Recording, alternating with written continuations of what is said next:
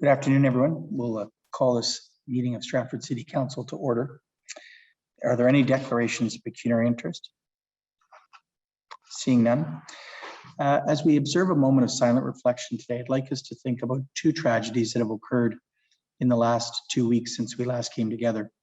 The first being the discovery of 215 Indigenous children's graves in Kamloops, and also last Sunday evening's tragic events of a family of Muslim descent being murdered in the city of London. I'd ask that we take a moment of silent reflection for both of those horrific incidents and think of better times and things we can do ourselves to help right the wrongs that are going on within our society.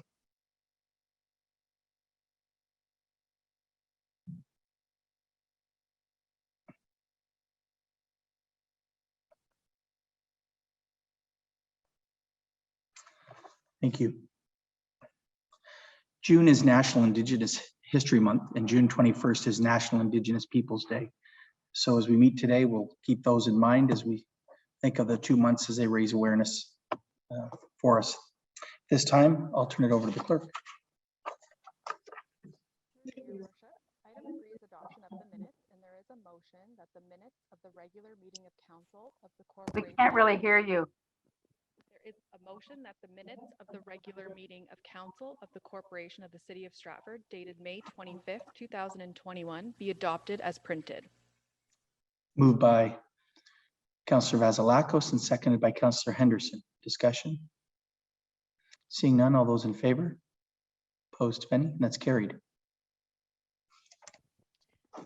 Item 4 is adoption of the addendum, and there is no addendum to be adopted to today's agenda. So we'll move on to item 5, report of the Committee of the Whole in camera session, and item 5.1 at the May 25th session under the Municipal Act as amended, a matter concerning the following item was considered, and that is a sale to 2809185 Ontario Inc.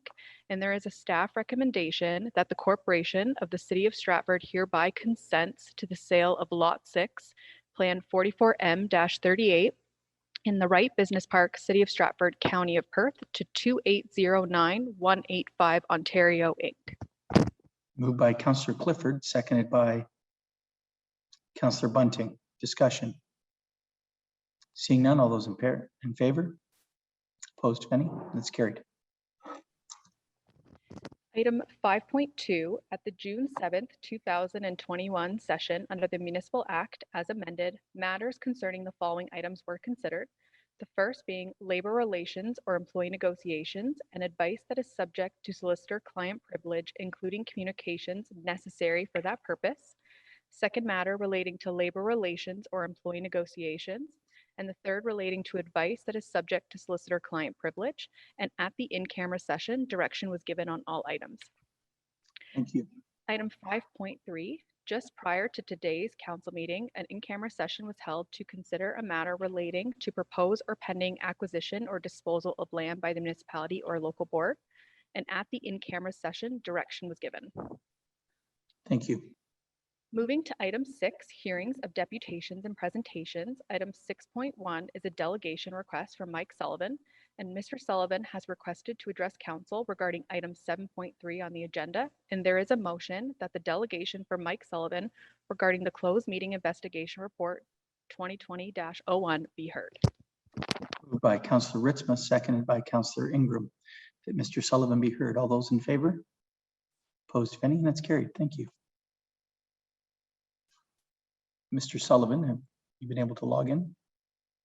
I am logged in, and thank you very much to the clerk and CAO and the staff, and to you, council, for agreeing to hear me. Mr. Pappas' report is finally public. It finds that the city has routinely and regularly violated the Municipal Act and the city's own procedural bylaw. It also finds that at least one closed meeting under an agenda item was improperly included in closed meeting, and it should have been discussed in a public meeting. That item was apparently the mayor's advice to council that she knew was seeking to locate in Stratford. Mr. Pappas' report was the result of a complaint I filed on December 8th, 2020. I had searched through all closed and open meeting agendas and minutes and could find no reference to Council having decided to ask the minister to bypass local planning and issue an MZO for the Sheeny factory, I could also not find any hint of such a discussion. I assumed the matter was discussed in a closed meeting. I asked the clerk to tell me which meeting it was discussed at. She referred me to the CAO, who has never responded to my phone calls or emails. I was therefore left to ask the investigator to examine all 75 closed meetings.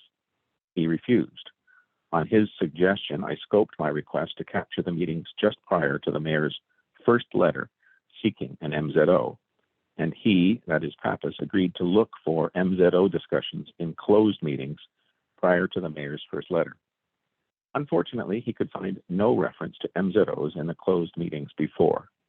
This means the mayor acted unilaterally in asking for an MZO. The minister stated and has recently restated that he would not issue an MZO that wasn't asked for by a vote of council in a public, open meeting. That was apparently not the case in Stratford. Mr. Pappas gave the city a draft copy of his report on April 19th. The item the city took issue with was the Sheeny report by the mayor. The city tried to convince Mr. Pappas that if it wasn't on the basis of a solicitor-client privilege, then a negotiations exemption should apply. He told them no, and there isn't a notwithstanding clause that the city can apply here. The law is the law. What this means is that the city did not take issue with his other finding that the agendas and reporting out required more detail. So the city has known this since April 19th. There have been at least 4 agendas posted for closed meetings since then. The problem persists. 11 items appeared on those agendas and still no detail as to the matters being discussed in cameras, just a recitation of the Act's exceptions, which Pappas found to be illegal. Indeed, even today, the clerk has done the same thing with the reporting out of today's meeting. There is no detail and no reference whatsoever to the subject matter being discussed. I have here an example of a closed meeting agenda which meets the intent of the Act. And it's from the city of Aurelia, which is a similar size to Stratford. And under closed section items on the agenda, item 1, Economic Development and Facilities and Special Projects Department, RE 2 Hunter Valley Road. And then in brackets, it says legal. So it's actually the opposite of what Stratford does. It lists some detail as to the item being discussed, and then does not recite the Act exemption. It just says it's under the legal exemption. And then item 2, Boards and Committees Selection Panel, Committee Appointments. And in brackets, the word personal. And this, again, is the opposite of what Stratford does. This kind of listing of the issue to be discussed is what Stratford should be doing and should have been doing all along. In fact, the investigator states that the minutes of the September 10th, 2018 meeting would be appropriate as an agenda under the law. Further, he notes that the obligation to rise and report under the city's procedural bylaw is not being met. It requires that more detail be forthcoming, and with the exception of issues requiring a vote, it is not. The law requires that the city make this report public. In what can only be described as another affront to transparency and accountability, the city refused to make it public for 30 days after it was received. In a reply to the undersigned, the city clerk advised that the law requiring it to be made public does not have a time limit for such. Thus, the city took the position that it could wait as long as it wanted to, perhaps never releasing it. I have spoken to the MPP who advises that he will raise this issue with the minister. The recent flurry of press coverage of the fact that the city was sitting on the report may have had something to do with its eventual release. The law requires the city to pass a resolution detailing how it will deal with the findings in the report. It is clear from the city's actions that avoiding transparency is their preferred course. They had the opportunity to correct the closed meeting agendas and reporting out for almost 2 months and did nothing. They had the opportunity to discuss and deal with the report last month and chose to delay. The resolution that has been provided to council by staff, and I believe it's by the clerk and the CAO, is deficient. It does not deal with the time from the first meeting examined by the investigator and today. It would seem to be a simple matter to amend the agendas and minutes of closed meetings since September of 2018 and add an item title to use the words of the resolution. The deficiencies of those meetings are the entire term of office of the council elected in 2018. It would appear that the practice began sometime in 2015, but I would not expect corrections that far back. In addition, given that council or the CAO or the clerk did not fully understand the law regarding which matters could be discussed in camera, there needs to be a review of the matters to determine whether any more discussions need to be revealed to the public. Finally, the clerk CAO resolution suggests that item titles be added where necessary. It's clear they're necessary on all occasions, but there are some occasions where to do so would reveal information that could harm the city. In those circumstances, the agenda and report out should clearly identify why the title is being withheld. The investigator goes to some lengths to remind the city that the default is always open meetings and transparency. Hiding issues from the public, such as the MZO discussions, when and if they were discussed by council, is not in keeping with the basic tenets of openness and transparency. The city website states that Stratford is committed to conducting business in an open, transparent, and accountable manner. Clearly, that was not the case in terms of these in-camera meetings. The investigator's report is thorough and complete, and I thank him for the work he did. I do have one criticism of the report. The Sheeny discussions were excluded originally based on solicitor-client privilege. He found there was no such privilege. He also found that no advice was sought or given from legal counsel. If counsel is of the impression that to exclude an item from the public, they merely need to ask a lawyer a question, that is not in keeping with the intent of the law. Stratford's use of lawyers to keep secrets is evident from responses to freedom of information requests. GSP Group's study and report on the application of the MZO was hidden from the public and was refused from a freedom of information request on the basis that the report was given to legal counsel. I'm not sure in what universe a planning consultant report would normally go through the city solicitor rather than to the department that is paying for it, but apparently Stratford is part of that universe. Finally, a word about the MZO discussions. Clearly, there was no vote taken by council, or it would have been reported out in a public meeting.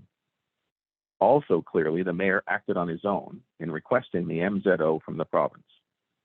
I would ask that the review of the agendas and propriety of exceptions, that the MZO discussions are revealed to the public. That was the reason I originally asked for the investigation.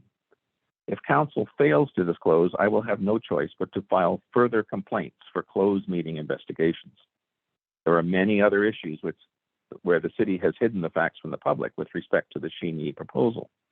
For example, the city signed at least 2 letters of agreement which have never been revealed. Apparently, council members also signed non-disclosure agreements, which has also never been revealed. Perhaps in the review of the meetings of the past, these documents will be revealed to the public. Today, I sent all of you a letter asking that you reject the proposed resolution put forward by the clerk and CAO and table your own resolution to deal with the matter. The items discussed in camera need to detail in the agendas and reporting out. Although the Sheeny matter and the MZO are apparently now history, there are many other issues which have been discussed in camera since you were elected. The residents opposing the development at Queen and Tro in the city have no way of knowing if there were hidden meetings with the developer or with council or with planning staff on this matter, as the agendas are still opaque. And there may well be other matters of concern to other residents. In addition, given that at least one item was discussed in camera that should have been discussed in open session in an examination of just 3 meetings, public deserves an examination of the other 90 or so closed meetings that have taken place since that September 2018 meeting to discover whether other items were wrongly discussed in camera and need to be fully revealed. Mere training for the future isn't enough. The mayor has been on council for 26 years and should by now understand what issues can and can't be discussed in camera. There is no penalty in the act for these breaches. But once discovered, council must, in good faith, do more than simply promise to follow the law in the future. Too much secrecy is not good for democracy, and Mr. Pappas goes to some length to remind you all that the default is open and transparent. Thank you all for listening. Thank you very much. On next item. Are there no questions? No, thank you. We have an item under 7.3 that deals with this. You were making a presentation. Thank you. So through you, Your Worship, returning to your agenda, item 7.1, orders of the day. So 7.1 is a resolution regarding developing a territorial acknowledgement for the corporation.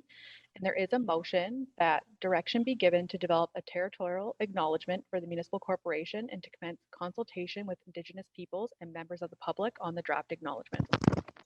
Moved by Councillor Henderson and second by Councillor Burback. Discussion. Councillor Burback.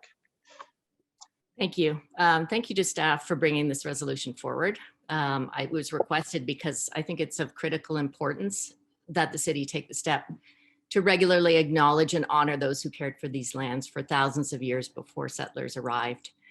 And I would like to, since we need to give a direction, I would like to make a motion that we develop a territorial land acknowledgement for the municipal corporation and to commence consultation with Indigenous peoples and members of the public on the draft acknowledgement. Thank you. I believe that was the intent of the original motion, that we proceed with that, so thank you. Right, anything further? Councillor Vasilakos. So I want to say thank you to staff for bringing this report forward. We've been waiting for it for a little bit of time. I think council had a motion, and I don't remember exactly when. One of the things that we talked about at the time was that it's the formation of a land acknowledgement is simply the first step in what the municipality should be doing in terms of improving Indigenous relations and moving towards reconciliation. So I'm wondering if Ms. Defoe could go over a little bit, just for those that are listening in, what are some of the next steps after formulation of a land acknowledgement for council and committee and advisory committee use. Go ahead, Ms. Defoe. So through your worship, yes, Councillor Vasilakos is correct that this would really be the first step towards reconciliation. So as outlined in the report, once a territorial land acknowledgement is adopted, the intent would also be to adopt a learning guide.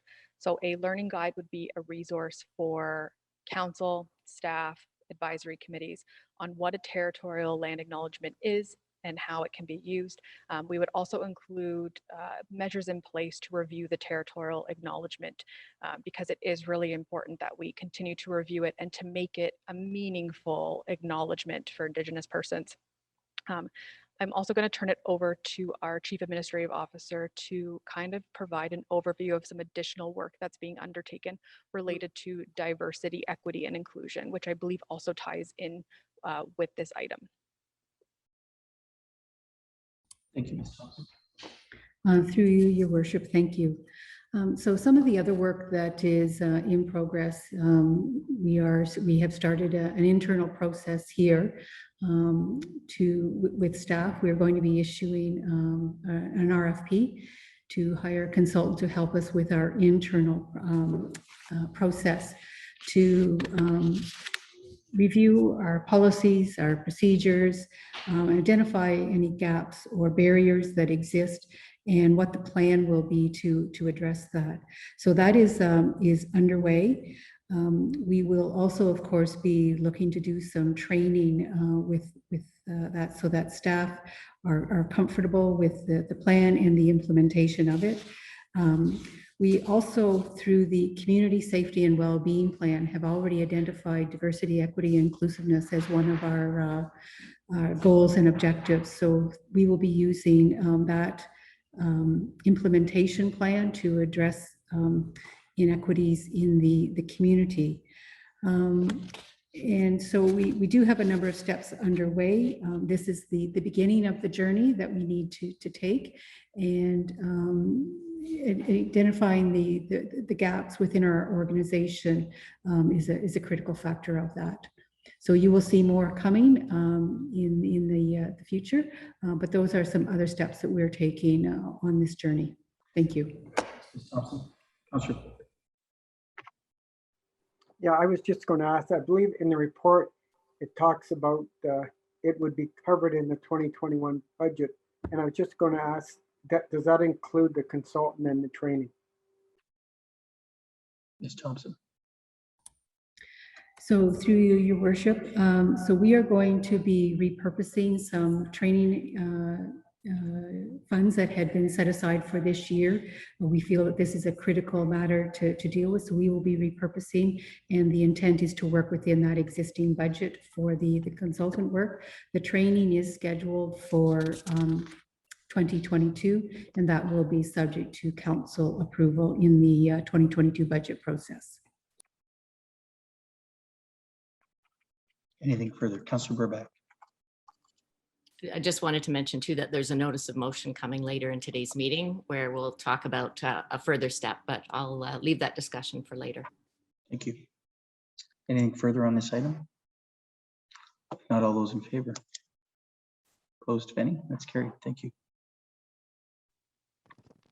Item 7.2 is a proclamation from Operation Smile Canada, and there is a motion that City Council hereby proclaims June 20th as the longest day of smiles in the City of Stratford to share smiles and raise funds and awareness for children born with cleft conditions. Moved by Councillor Gaffney and second by Councillor Beattie. Discussion. Councillor Henderson.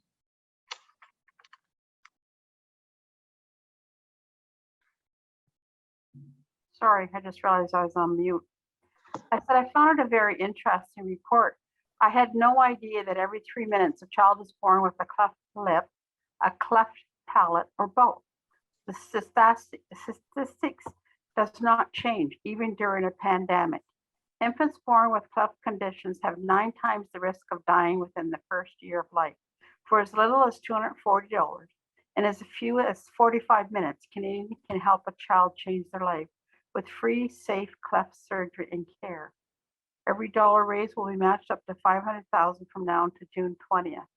I encourage anybody that didn't know about this to take a read of our agenda item, and all the information is there under 7.2.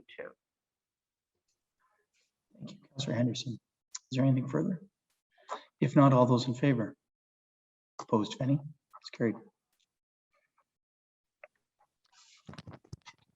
Item 7.3 is a resolution regarding closed meeting investigation report 2020-01, and there is a staff recommendation that the closed meeting investigation report 2020-01 dated May 11th be received, and that in response to the recommendations contained in the closed meeting investigation report, the city commit to undertaking a review of the following: training on the closed meeting exceptions, the types of situations to which the exceptions apply, and the process to bring a matter before a closed session, and inclusion of a brief closed meeting agenda item title along with the section 239 exception where necessary and if possible in the resolution to adjourn into closed session and in the resolution used for reporting out following a closed session. Moved by Councillor Bunting, seconded by Councillor Beattie.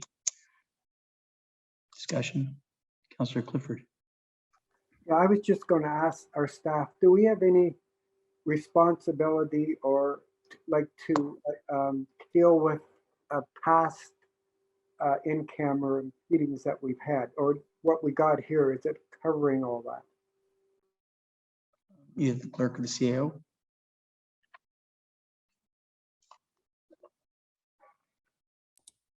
Through Your Worship, with respect to item 7.3, this item is on the agenda for the in-camera investigation report.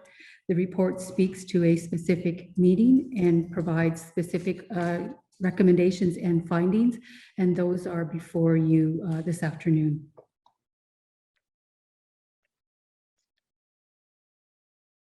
Councillor Seven.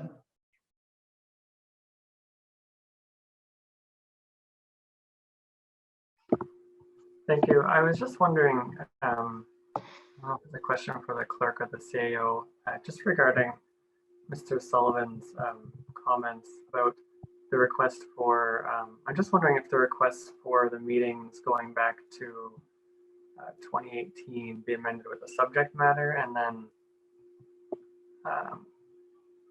that discussions in camera, which should have been discussed in open meetings. Is that something that is under the scope of this discussion, or would that require, or is that under sort of more of a closed meeting investigation?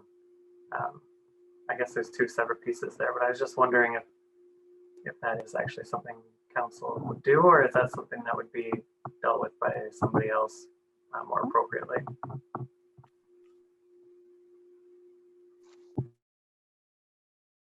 Ms. Thompson, would you like to?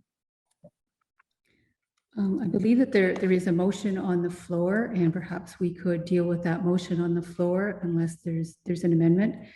Specifically with respect to the item that Councillor Seven has raised, would suggest that if council wishes to look into that you refer it to the staff and the city solicitor. Councillor Henderson? My understanding was the main issue was that if you have a report in camera and there's no questions, it goes under 239K, I think. And if you have questions and concerns, it goes under 239F. And that is the correction we need to make. Am I understanding that correctly? Ms. Defoe? So through you, your worship, the report outlined two main issues. So the first being the item 6.3, which was inadvertently listed as solicitor-client privilege for the reason for in camera, and as noted by the city solicitor, or sorry, the closed meeting investigator, was not in a proper exception because questions were not asked. The investigator further went on to explain why the proposer pending negotiations was also non-appropriate reason for in camera. The second issue is the inclusion of a general description of the items for our motions to adjourn into a closed session and for the motions to report out. So the recommendation is to include additional details, so a brief closed meeting agenda item title along with the section 239 exception in both our motion to adjourn into a closed session and for the resolution for reporting out. It is my understanding that any improvements and recommendations implemented following this investigation would be for meetings going forward. However, we would need to review that with the city solicitor and determine whether it could be applied to previous meetings to answer the previous questions. Anything further? Councillor Ingram? Thank you. So based on the advice or the answer from the city clerk just given, would you prefer that the referral to the city solicitor for past meetings be rolled into this particular recommendation, or would you prefer that they be two separate recommendations? Through your worship, we would prefer them to be two separate recommendations, as the motion on your agenda would be for any meeting going forward. And then we would take the direction back and review this with the city solicitor and either make any necessary amendments or come back to council as necessary. Councillor Burback, I saw your hand. Yes, I was going to ask the exact same question. Thank you. Thank you. Councillor Seven, I saw you after that. Thank you. It sort of follows up on that. Basically, I just wanted to make, if we can have a discussion about that after this motion is okay. Dealt with. Right. Is there anything further on item 7.3 that's on the agenda? It's been moved and seconded. All those in favor? Opposed, if any? That's carried. Someone wishing to make a referral motion to the city solicitor, Councillor Ingram and Councillor Vasilakos, to review all meetings since that date and to report back. Okay, Councillor Seven. Can I just have clarification on what they will be reviewing for? I'll ask the city clerk or the CAO what their understanding of it is, but I believe it's for the appropriateness of being in camera and whether or not it was clearly identified. But I'll turn it over to the clerk for that. So through you, your worship, I think there were two parts to the request. So looking to the mover and seconder, just to clarify, the first being a review of in-camera meetings held since 2018 and the appropriateness for the discussions. And then the second potentially being a revision to include additional information and a brief description to the agenda item title. So looking to the mover and seconder to see if the motion includes both of those items. Yes, that's Yes. correct. Councillor Vasilakos, you concur. Thank you. Anything further? Councillor Seven. Thank you. I'm just wondering, will it be the, I guess I'm just trying to think of how to, I'm just wondering if sort of not a third party exactly, but perhaps like an alternative solicitor of the cities would take part in that as well, just so it would be different than the original solicitor who reviewed the I guess the reasons for going camera in the first place.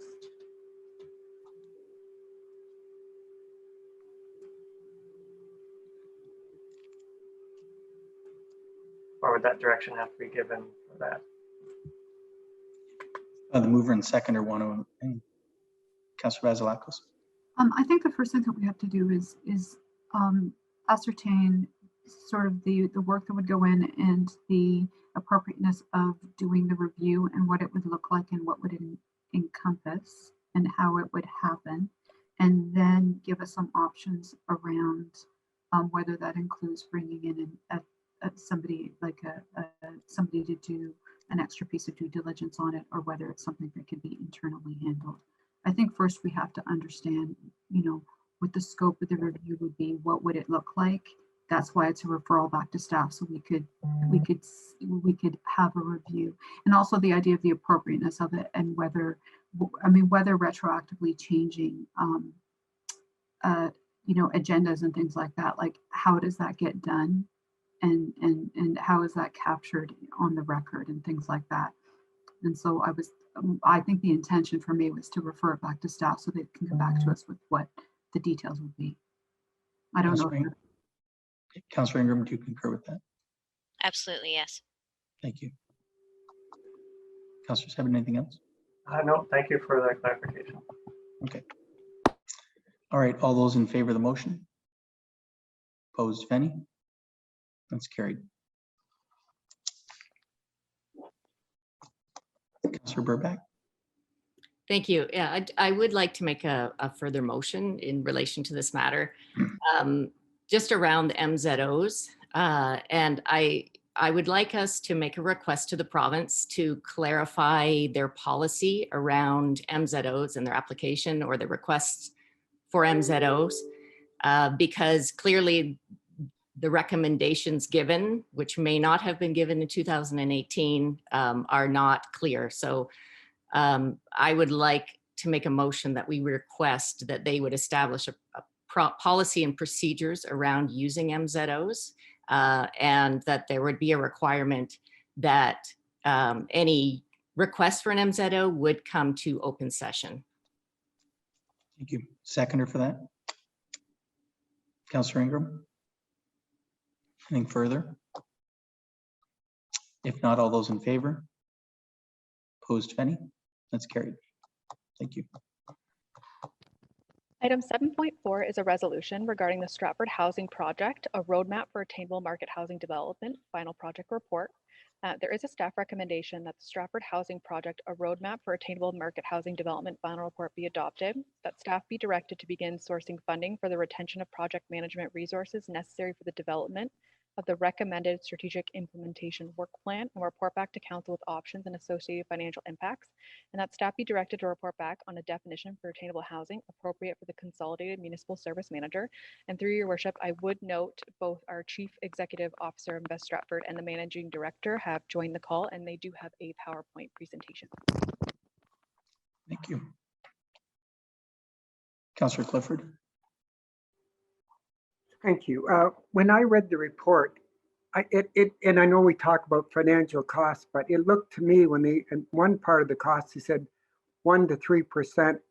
I wasn't sure if that was a tax increase or what. Like, I would really like to know before we get too involved in this and talk about hiring people and doing other things that are in that report, what the actual cost is. And the other thing I'd like to know, if it's actually going to really, I know we have property that's available, but other than that, the cost of housing and the cost of material, the cost of even contractors having time to construct houses. So, you know, I don't know if this is really going to, other than the property that we have, if it's really going to change it. And for a municipal council to spend the type of dollars we're talking here and to hire a full-time staff, when this problem is everywhere in Ontario, when you've got houses in Toronto, small bungalows going for $2 million, and those people are leaving those municipalities and coming towards Stratford and they're coming from Kitchener. I meet them every day when I'm out doing service calls and quotes that people are coming to Stratford because of the relatively inexpensive houses. So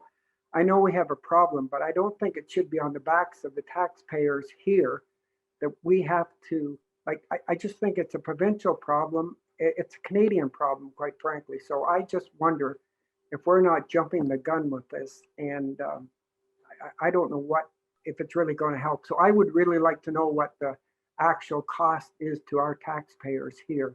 I know there's a cost if we don't do it too, but before we plow into this, I would like a lot more information. Thank you, Councillor Clifford. If we could proceed with the PowerPoint, and then we hear your point at the end. So if Mr. Pullen wants to go forward with the PowerPoint, or Ms. Gerber, that'd be great. Thank you. And through your worship, respecting that there may be additional questions, we'll push the fast forward button on this a little bit, not to suggest or to minimize the importance of it, but it is a large report, and I think sounds like there's an opportunity for some good discussion. So very, very quickly, in 2019 and early 2020, we were provided funding for a project through the Rural Economic Development Program through the OMAFRA Ministry, Ontario Ministry of Agriculture, Food and Rural Affairs. I'll save all the thank yous, the acknowledgements are in the report, but you know, this was a very comprehensive discussion amongst multiple city stakeholders, city departments, various municipalities, and so that list is included in the report. The project scope does align with the city's 3 strategic priorities of increasing our inventory and attainable market housing, residential development of all levels of affordability, and really for Invest Stratford and how we fit into all of this is the workforce discussion and ensuring that when we're attracting a workforce, we're also making sure as best as we can that there are safe and healthy places for those individuals to live. I do want to also point out that this is the intention of this project was to determine ways that the city can be an active partner in some of these solutions, not that the city would be necessarily the owner or the bank or the doer of all of the implementation.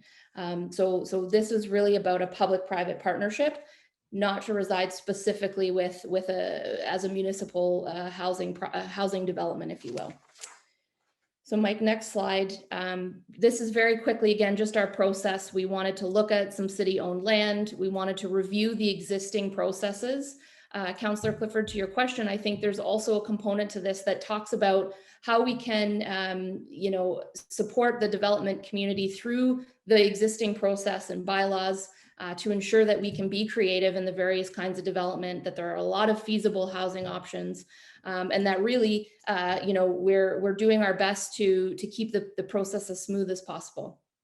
So that was a component of this as well. Mike, if you wouldn't mind, just the next slide. The definition we've used, just so that we're clear about how we've put, or what sort of bucket we've put this in, is the attainable market housing for the purposes of this project is for ownership or rental. The annual costs, accommodation costs, do not exceed 30% of a gross annual household income for those in a moderate or low to moderate household. There we go. And then in terms of the housing spectrum, so I do want to also point out that this work is to complement and work with the 10-year housing and homelessness strategy that the city has put forward and is working with. This component of our project or of this work is on that far right side, the market housing side, which you'll notice there, private market rentals and home ownership do comprise the majority of the attainable housing as it's defined right now in Ontario. And for us, really, it's the ongoing discussion about the missing middle. So intergenerational families, young professionals, new families, seniors aging in place, how we're making sure that there's inventory in the system for those families, those individuals to, again, live healthy and well. Mike, next slide. So this is where we talked a little bit earlier on the approval processes. So you'll see there the Canadian Home Builders Association did a study in early last year that looked at the various factors that go into supporting developers and municipalities working together to increase this inventory. So we did the same thing in this report. There's a number of recommendations. I won't go into them right now, but really here the goal is to support reducing some of the barriers while protecting the public involvement in the decision-making process. So whether that be toolkits or checklists or web and e-technology tools that allow our processes to be as timely as possible while not putting all of the work on city staff, because we know that exists already, but really creating a seamless process. Next slide, if you would, Mike. Community improvement plans, these are common, and you know, speaking to the budget piece, Councillor Clifford has brought up, there's a lot of work that goes into coming up and providing council with a financial strategy for this, and we believe that can be done relatively quickly. But a CIP or a community improvement plan does exist. It's within the municipal legislation, and it essentially allows planners, economic development professionals, and municipalities to provide incentives and policies that target specific types of growth and investment that work towards broad community revitalization. So in this particular example, we'd be looking at ways that the municipality can help support private development in creating attainable inventory. And through that, using a toolkit. Again, next slide, Mike, if you wouldn't mind. And so that toolkit is very specific, and it is comprised of very clear eligibility criteria, and those things are contained in the report that you've been provided. However, you know, very briefly, they must be in accordance with all city bylaws, process, standards, guidelines. The owners or the applicants must be in good standing on all of their tax obligations, and most specifically and most importantly, they must be maintained as attainable units for a minimum period of time through an agreement with the city on title. So this is not about, this particular example is not about house flipping or you know, creating a unit to be attainable one time. This is to maintain attainability for a number of years or decades. And the other thing to note here is that we've recommended that council review this annually to make sure that as the economy and markets change, these toolkits and the CIP and the definition, quite honestly, of attainable housing remains consistent with what our community needs. Next slide, if you would, Mike. So again, a couple of pilot sites we've looked at. These are just broad scope kind of pilots, if you will. And we did look at if the city did develop it or if a private developer did it, how you could come up with various financial development scenarios. This one, as an example, would add 121 units ready for development. All the servicing is there. So that is of interest. And obviously through the implementation phase, we would be providing council with an awful lot more information as to how all of this would be executed. Next slide, Mike. And the second one is 150 McCarthy Road. So just up by the Rotary Complex there. This one is a larger parcel. And so we took a look at an additional development scenario, which included a partnership. And the partnership that's contained in your package is one of many, but we looked at the Habitat for Humanity model, where it would be a mixed use within that development. So there would be you know, some RFP and developer work along with the partnership with a not-for-profit organization. Mike, if you wouldn't mind the next slide. So there are a series of recommendations here, and I apologize. I feel like I'm rushing through this in the topic is so important, and it deserves a ton more time, but I respect all of yours. So, you know, recommendations here, project manager, and we're looking to fund that. We don't have an expectation that this would come out of the existing 2021 budget. We would be looking for some outside grant or implementation funding to do that work.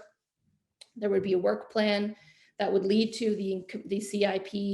We also want to do some really great community communications, because I think, you know, there's a lot of great success stories for young families or individuals who've been able to really become successful in this community as a result of whether that's home ownership or safe home rentals. And I think that we could really highlight some of those stories as we're thinking about what these kinds of diversified developments could look like. Mike, the next slide.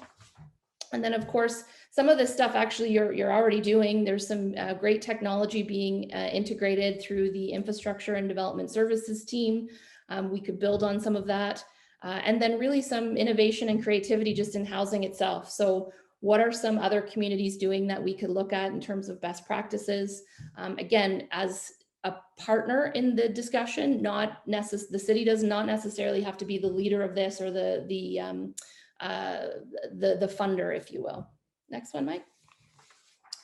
So return on investment, we're going to set aside, if it's okay with you, we're going to set aside the tangible returns, because I think that requires some additional conversation. But I do really want to highlight the intangible benefits to this work. You know, obviously, workforce retention and attraction is important to Invest Stratford in the work we do on a daily basis. But we have a really big conversation here about the benefits of affordable and attainable home and rental and home ownership for individuals and families. It makes a huge difference. I believe if you want to go to work every day, or you can make a commitment in this community to contribute, you should have the associated benefit of a safe place to live. And so if we can do some of that work through this project, then I'm all for it, and we'll figure out how to get it done. Mike, the next slide, please. So here you have some next steps. We're looking at that sourcing of the implementation funding, because that piece is going to be critical. And then, you know, really identifying a human project manager to help work some of these things through. There is a lot of information here. There's a lot of data. There's a lot of opportunities. There's a lot of options. There's a lot of recommendations to prioritize for council's consideration.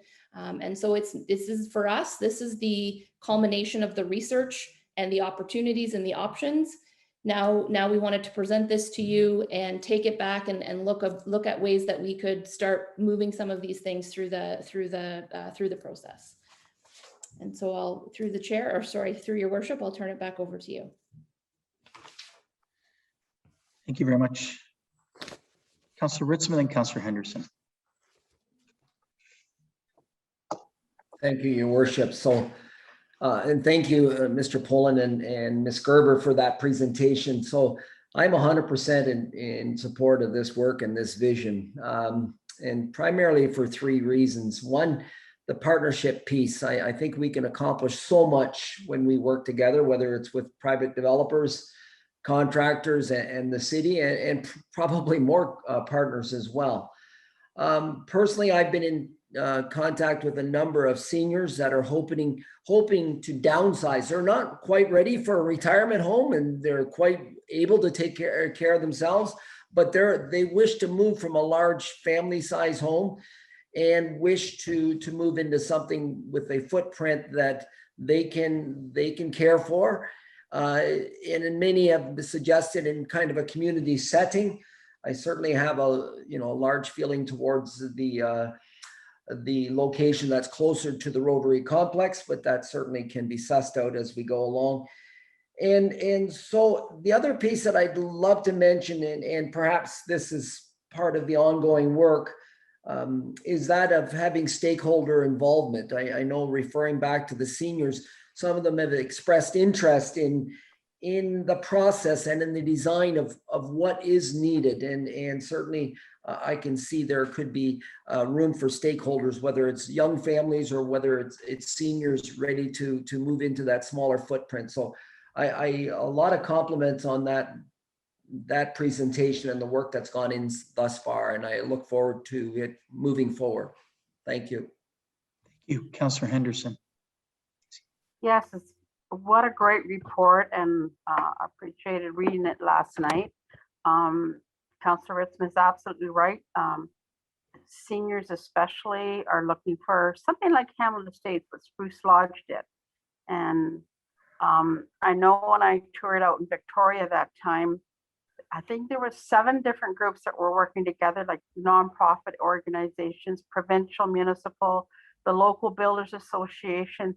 They were all working together and doing developments there. And it took them many years to get it going. And they would take over, well, sometimes they bought motels up, and of course the rooms already had fridges and microwaves, and then they just made a kitchen in the middle. And you know, maybe they took over a gas station that had been abandoned, and they made, like, say 3 units in there for the homeless.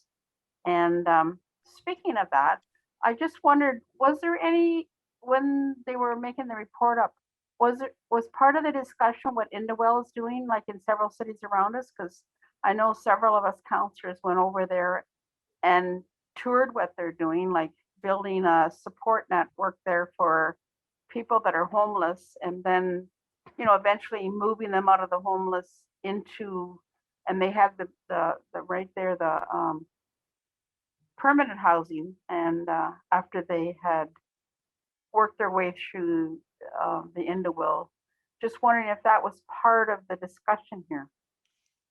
Yes, through your worship, Indwell, through Julie Ryan, who's the community engagement coordinator. Okay. She was a part of the stakeholder reviews that we did. Yes, she was. Mhm.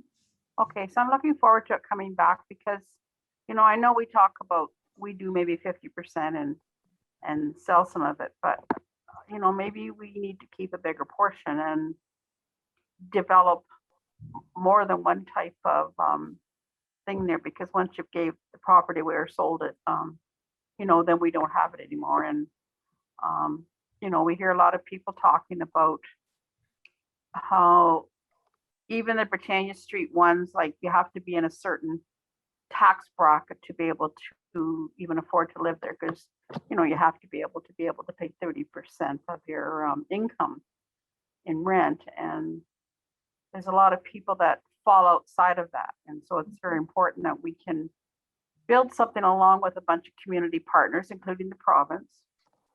And I'm looking forward to that. Needed everywhere, as I believe it was Councillor Clifford brought up. It's not just a Stratford issue, it's Ontario, it's Canada-wide, it's probably worldwide issues. But, you know, it's time that the governments are looking at it, and we've been getting slow amounts of funding, which has really helped. We didn't manage to get our last bit of funding, where we would have had 8 homeless units on Erie Street. But if we can get the local builders involved, and we can do great things together. Thank you. Councillor Vasilakos, then Councillor Burback.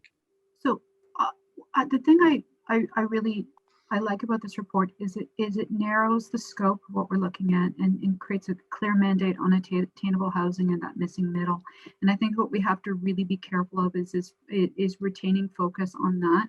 We do have, you know, there's a lot of work being done on affordable housing and dealing with homelessness and things like RGI and rent supplements, and there's focus on that as well. But I really, mandate creep can be quite problematic when you try to accomplish something. So I really like that the report was carefully differentiating what the goal is here, but then always keeping in mind sort of that you have to constantly interact with the people working on the affordable housing piece as well. So I appreciate that, and I think that's something that as we move forward we have to be clear on. I do want to point out that we do talk a lot about seniors, and rightly so, except that seniors that are usually looking to downsize are usually not falling. I mean, they are looking for more affordable housing in smaller houses, but I think the crunch right now really is for those young people and young families that are trying to move into the market to begin with, that don't have that large down payment, that can't afford some of, you know, we're looking at, I mean, some of the prices that we're looking at in Stratford are quite high. And so while I do think that outreach to seniors is important in terms of stakeholder engagement, I do think the larger piece for us in engagement is those young people and those young families that are looking at Stratford to settle or to in the economic development piece, and keeping a really close watch on not creating communities that are geared to retirement communities, but looking at those communities that are mixed communities and creating, you know, those smaller homes that are appropriate both to seniors and young couples and families and that as well. So I do find those, and you know, sort of middle millennials get left out of that housing question quite often. And at some point, they're all going to want to give up the condo in downtown Toronto and find a place to settle. And this is ideal. It's why a lot of us came to Stratford, and a lot of us would be out of the market right now. Thank you. Councillor Burback. Thank you. Yeah, I had a few things. First of all, thanks for the report. I think it's a really great initiative, and I hope we go ahead with it. Sort of following on Councillor Vasilakos' comments, yeah, I do think it's really important. During the election in 2018, we did talk a lot about attracting and retaining young professionals, young families, people who would be living and working here in Stratford. So I do see this as being a really good plan for addressing some of those goals that we had. I see a lot of dovetailing with the official plan, which is going to be updated. So there's, you know, the timing is very good for that. I'd also like to remind everybody that we just discuss and referred to the budget, a municipal green development plan. And that is also something that would really dovetail nicely with this plan as well, because if you look at the green development standards, and I was using Whitby as an example of some of those, a lot of the standards are actually not building specific, but they're more planning issues as far as transit, cycling, walking, making sure that amenities are close by to people. I think that's called a complete community. And I think you referenced that in this report, that we would have a goal of creating complete communities which are environmentally sound as well as attractive to younger buyers or anybody really, retired folks as well, that they would be able to live in a neighborhood they could get to all of their amenities, and it would be supportive of active transportation and transit. So yeah, just a thought that maybe we could somehow dovetail this work with those green development standards somehow, and make sure that those environmental pieces are also looked at. Thanks. Councillor Clifford. Yeah, I was just going to ask what Kathy brought up and what Martin brought up. If you have it, like I'm in favor of projects like this if we have the land and if we can help with employment. But how do we, and I know it's a bit early, but how do we protect the houses that would be built, that people from out of town that wouldn't be like selling their house and coming to Stratford like they are now, or like, and I'm a senior and I care about seniors, but a lot of us have houses that have gone up a lot in value. So I'm more concerned about people with like employment, what we're talking about here. So how do we protect that the people that should be coming into these houses, that they want jobs, they're in between, like they can't afford to pay for the houses. How would a plan like we're talking about protect, to have that type of person or families come into these homes? Any thoughts, Ms. Gerber? Yes, thank you. Through your worship. So that's an excellent question, and it was considered throughout the research and the authoring of this report. I think two things. The first one is certainly looking at the two pilots on the city-owned properties. They're condos, small, one, maybe 2-bedroom condos and townhouses, which historically don't tend to be the ideal home for a migrating from a larger community buyer. So that's one. Two, part of the journey, if you will, through the housing, I know I won't pick on you, Councillor Clifford, but I will. So you and your family decide to sell your larger home to move into a smaller home. Your inventory now becomes available to the sort of late millennial, older family, if you will. So the cycle can continue that way. The third thing, if you were to use the community improvement toolkit, you would have requirements on that title because of the incentives that the developer may have been able to take advantage of that would require those units only be sold or rented to those considered low or middle income and whose accommodation value can't be more than 30%. So those are three. I mean, we'd have to brainstorm a little bit more, but those are sort of the three first ones that I would respond. Thank you for that question. Thank you. Councillor Gaffney. Thank you, Your Worship. Through you, putting a percentage on this, as I heard somebody say earlier, I'm probably in about the 80% range. One of the concerns I have, which has become more apparent as time goes by, is that there's developers now opening up awfully big tracts of land throughout the community to put housing up. And is there any concern that we're gonna start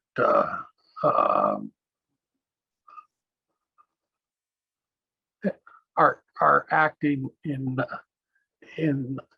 less than the best interest of the people that are already developing homes here in Stratford now?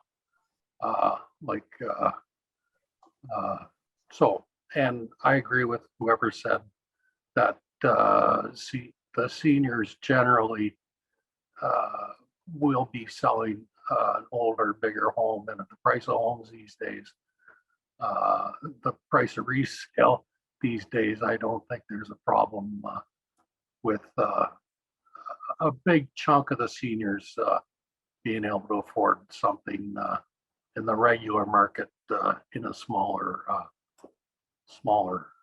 footprint. But so anyways, I do have some concern for the other developers that are spending their money here to build houses. So, right, Councillor Vasilakos, I saw your hand. I just had some thoughts on that idea about migration patterns within Ontario. I think Mike Moffat has done some really interesting work on population growth and drive till you qualify, and a lot of the work that goes around in southwestern Ontario, especially around housing and housing prices and migration patterns and population growth. And so one of the things is that the AMO's housing task force, these conversations are being had all the time. And I would say that to address Councillor Clifford's concerns around migration patterns and where seniors go, I think that's something that we have to take up with the province. And I think we have to start advocating for a very targeted housing program for southwestern Ontario in terms of both economic activity and demographics and things like that. And I think the only way the plan that we have before us works is if the province is also working on a larger strategy as well. And I don't know, I mean, this isn't the place for it right now, but it is very true. If we build really great little houses that are, suitable for young families and people who are just starting out and things like that, but then there's a continued drive, right, of migration from the GTA to places from seniors, then we're going to defeat the purpose. And no community improvement plan or agreements are going to solve that when people can sell their homes and buy for less. It'll just drive the price up continuously. So I would, maybe not now because it's not today's conversation, but we really should have at some point a conversation around what we want to advocate for at the provincial level to help make sure that the plans that we have we're putting in place here don't put us in the same position 5 years from now of having to do this all over again. Thank you. I think for the Councillor Ritzma and then Councillor Henderson. Yeah, I'd like to make the motion with regards to staff recommendation. I don't believe it's been moved, and if it hasn't, I will move so. Thank you. Seconder for that, Councillor Henderson. And I saw Councillor Henderson, you had your hand up. Did you want to say something? Yes, I just wanted to point out when Councillor Gaffney was talking about seniors selling their big homes and, you know, being able to afford to move into smaller homes. Sometimes what's happening, like myself, we even kind of looked into that, the idea, and it was actually cheaper for us to stay here because to sell our home, the smaller homes will run around the same price. And also you have people that are maybe living in an apartment and maybe because of noise issues or just not having a little backyard where they can have a bit of a garden, maybe a raised bed or something isn't possible. And there really isn't anything they can afford. Like my understanding is Hamlin Estates, when they go up for sale, like they're gone right away. There's waiting lists. And it's really the only one that I can think of that we actually have in the city that was sort of planned for, you know, a smaller community to gather, and it's, you know, very popular. And I'm kind of surprised some builders aren't looking at something like that and bringing it to the city. But I think it's more that of an issue that when you're out looking, it's hard to find something that's affordable. And another issue is that, are they accessible? Because especially for seniors, and not just seniors, I mean, at any age you can have an accessibility issue, or a family or a friend could, and then they want to come to visit you and they can't even get into your house. But I mean, like, to make sure that they're also accessible. So in case you end up with a walker or even in a wheelchair or something, or maybe something else happens as you get older, where they, you know, maybe you're having heart problems or breathing problems in that, so that your home is not just affordable, it's accessible. That's it. Okay. Thank you. All right, is there anyone further? Councillor Clifford. Yeah, I would just ask for a clarification when it says staff recommendation that the Stratford Housing Project, a roadmap for attainable market housing development report, be adopted. Are we only like adopting the report, but we're not adopting everything in the report? Or if I could have a clarification from staff what that exactly means. Ms. Gerber. So we could change that to received through the chair to the CAO or the city clerk, whatever is the most appropriate is fine with us.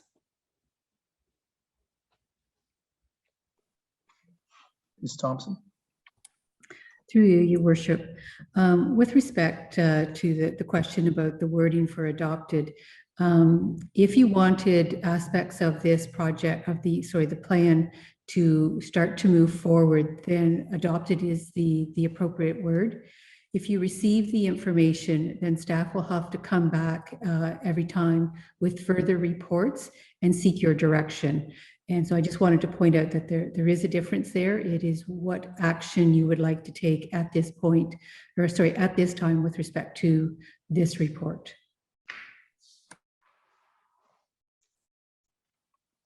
Councillor Clifford, you had a follow-up question? I do.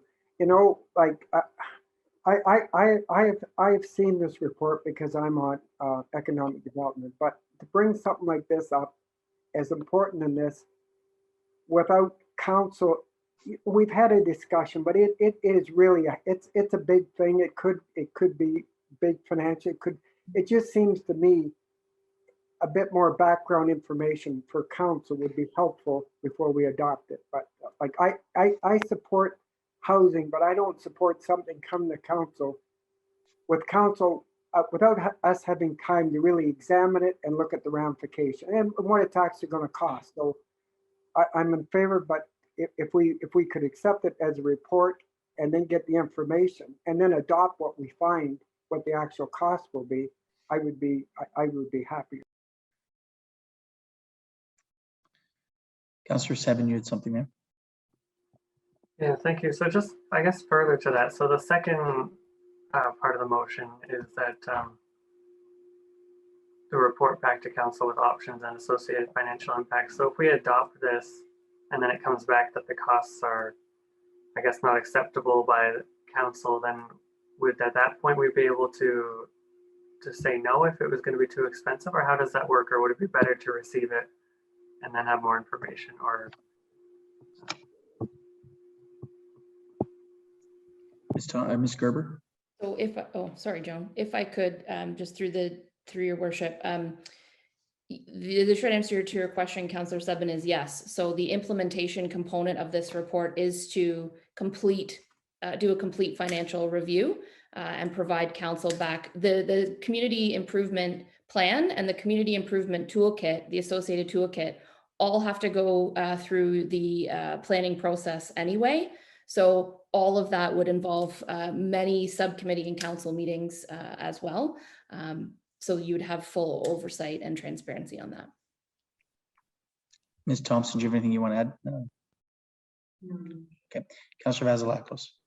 So just to that, I was under the impression that adopting this is adopting a strategy, and that adopting a strategy that then would come back with an implementation plan, but it does not commit council to any of the options that are laid out. It's just adopting in principle the strategy that then the components come back to us for approval or not approval as we go forward. So I have no trouble adopting it because we have to start at some point. And receiving the report is not actionable, and we're just punting. And I use that term sometimes. We sometimes punt when we really should just move forward. There's no locked-in decision here, other than we all agree that there's a need and a strategy to how do we get what we need. Thank you. All right, if there's nothing further, it's been moved and seconded. I think there's clarification that any expenditures will come back before council through the regular process. So I'll call the question. All those in favor? Opposed, if any? That's carried. Thank you.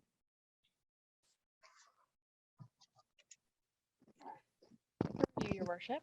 Item 7.5 is correspondence, and it's a petition from Jeremy Moore, and there is a recommendation that the petition from Jeremy Moore requesting a four-way stop at the intersection of Milton Street and Nile Street be received. Moved by Councillor Gaffney and second by Councillor Burback. Councillor Henderson. Yes, I'm just wondering if staff is planning to go out and lay down the traffic counters to get how many cars are going through that intersection both ways and the speed they're going. Mr. Crinklaw, they're here. Through your worship. Staff have already collected the data for this street and just need the time to analyze it, and at which point we bring a report to council with a recommendation. Perfect. All right. I saw then Councillor Gaffney, then Councillor Vasilakos, and Councillor Ritzman. Will there be a report coming from police services on that intersection too?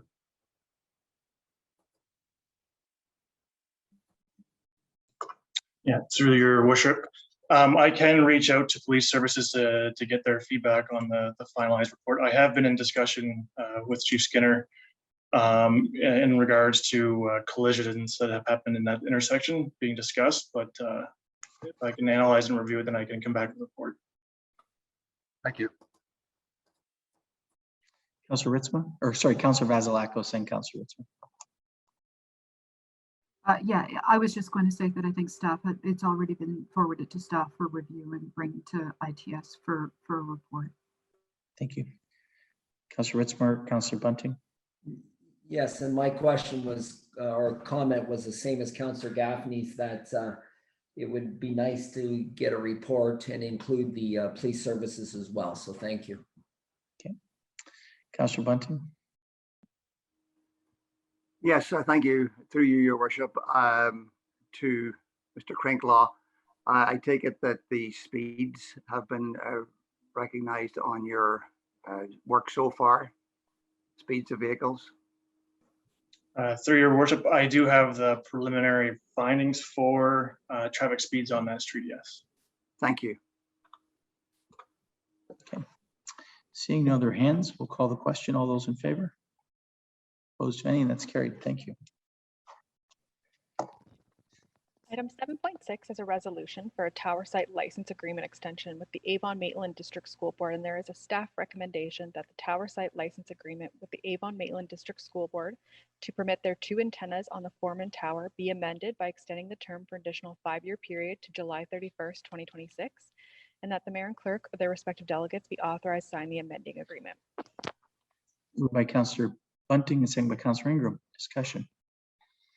Seeing none, all in favor? Opposed to any? That's carried. Item 7.7 is a resolution for an award of tender, and there is a staff recommendation that the tender for the supply and delivery of one sidewalk tractor and attachments for T-2021-19 be awarded to Holder Tractor at a cost of $143,025.74, including HST. Moved by Councillor Burback and Councillor Beatty. Discussion. Not all in favor? Opposed to any? That's carried. Item 7.8 is a resolution for the asphalt resurfacing 2021 tender award. And there is a staff recommendation that the tender for the asphalt resurfacing 2021 contract T2021-22 be awarded to Steed and Evans Limited at a total tender price of $848,109.07, including HST, and that the mayor and clerk or their respective delegates be authorized to sign the necessary contract agreement. Moved by Councillor Burback, second by Councillor Ritzman. Discussion. Councillor Vasilakos. So we had this discussion previously on what it would look like to extend the bike lanes north of McCarthy to Vivian Line, and that we could consider that within the tender of this. Do we have a costing on that, and whether council could consider that? Mr. Crinklaw. Through your worship, the costing, as noted in the report, is approximately $145,000 for the additional work, and we were anticipating on including it as part of the construction work for this year. Thank you. Follow up, Councillor Vasilakos. Just so there's no need for council to make that recommendation. It's already included within the work and within the budget. Just for clarity. Through your worship, it is included as the part of the contract pricing for what was received from Steed and Evans. So the intent is to proceed with continuing with the bike lanes as discussed in the traffic active transportation master plan. Perfect. Thank you. That'll make a lot of people happy. Thank you. Councillor Bunting.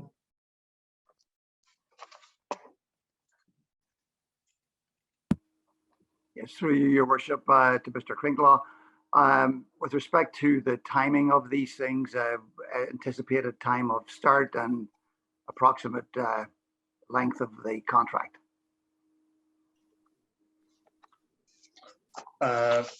Through your worship, since the tender is closed, I would anticipate the next few weeks we'll have the startup meeting with the contractor, and at which time they will actually provide us a finalized timeline for construction. Since it's just resurfacing, I would anticipate in the range of about 6 weeks for construction. Thank you very much. Thank you. Anything further? If not, all those in favor? Opposed, if any? That's carried. Item 7.9 is a resolution regarding downtown restaurant and retail meterhood rental program update. And there's a staff recommendation that the following approach to meterhood rental provisions during COVID-19 be approved. So the first being lockdown stay at home. So each downtown core restaurant selling food for curbside pickup, takeout may request up to 2 free meterhood rentals, and each downtown core retail establishment may request up to 1 free meterhood rental and may rent up to 1 additional meterhood rental at the required daily rate.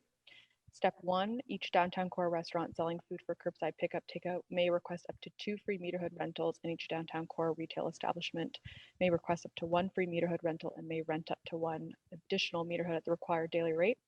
Step 2, each downtown core restaurant may request up to 2 free meterhood rentals, and each downtown core retail establishment may request up to 1 free meterhood rental. Step 3, restaurants selling food for curbside pickup, takeout, and retail establishments in the downtown core may rent up to 1 free meter at the required daily rate. And then post framework, no restriction, meterhoods are rented in accordance with the meterhood rental policy, which is the same as the currently approved program, and that restaurants with temporary patio extensions are not eligible for meterhoods under the approved rental program.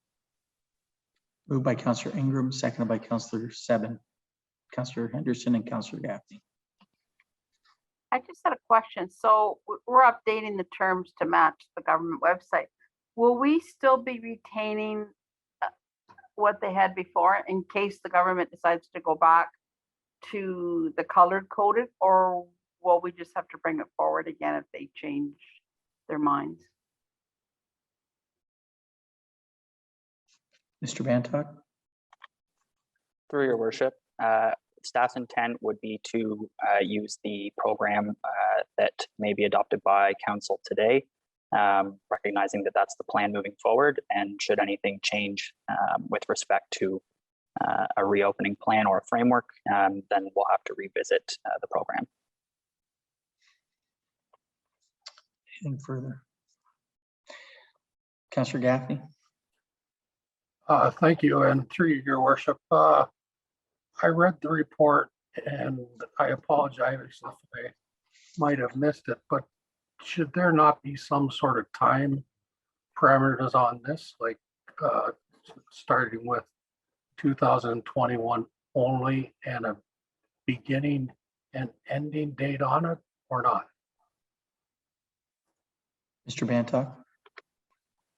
Through your worship, the intent of the program in terms of time parameters is to run through the steps of the reopening plan. So for as long as the plan were to remain active in a certain step, then that's where the rental program would sit at. Thank you very much. I have a better understanding now. Thank you. All right, is there anything further? If not, all those in favor? Opposed, if any? That's carried. Item 8, business for which previous notice has been given. There's none scheduled. So moving on to item 9, reports of the standing committees. Item 9.1 is the report of the Infrastructure, Transportation, and Safety Committee, and there is one item listed, and that is item 9.1.1, formalized design options for TJ Dolan Drive multi-use trail. Moved by Councillor Vasilakos, second by Councillor Burback. Discussion. All those in favor? Opposed, if any? That's carried. Item 9.2 is report of the Planning and Heritage Committee, and there are two items listed for consideration as follows. Item 9.2.1, planning report for zone change application Z03-21 from 14 Milton Street, and 9.2.2, planning report zoning bylaw amendment application Z0421 for 34 Brunswick Street. Moved by Councillor Ritzma, second by Councillor Ingram. Discussion. Councillor Clifford. Thank you, Your Worship. I just got a question, and I asked this before, but I'm not, if you have an inn, and that's what we're talking about on Milton Street, and there is a problem there, am I to understand that like the police would be called if there isn't anyone in the inn to take care of problems? Am I correct in believing that it would just be like any other home? If there was disturbance, the police would come if they were called. Is that correct? Ms. Defoe or Ms. Bridge. Through your worship, that's correct, Councillor Clifford. Should there be a noise complaint or a nuisance complaint, it would be dealt with through the police. Thank you. Anything further? If not, all those in favor? Opposed, if any? That's carried. Item 10 is notice of intent, and item 10.1 is a notice of motion. At the June 28th council meeting, Councillor Burback intends to put forward something for this.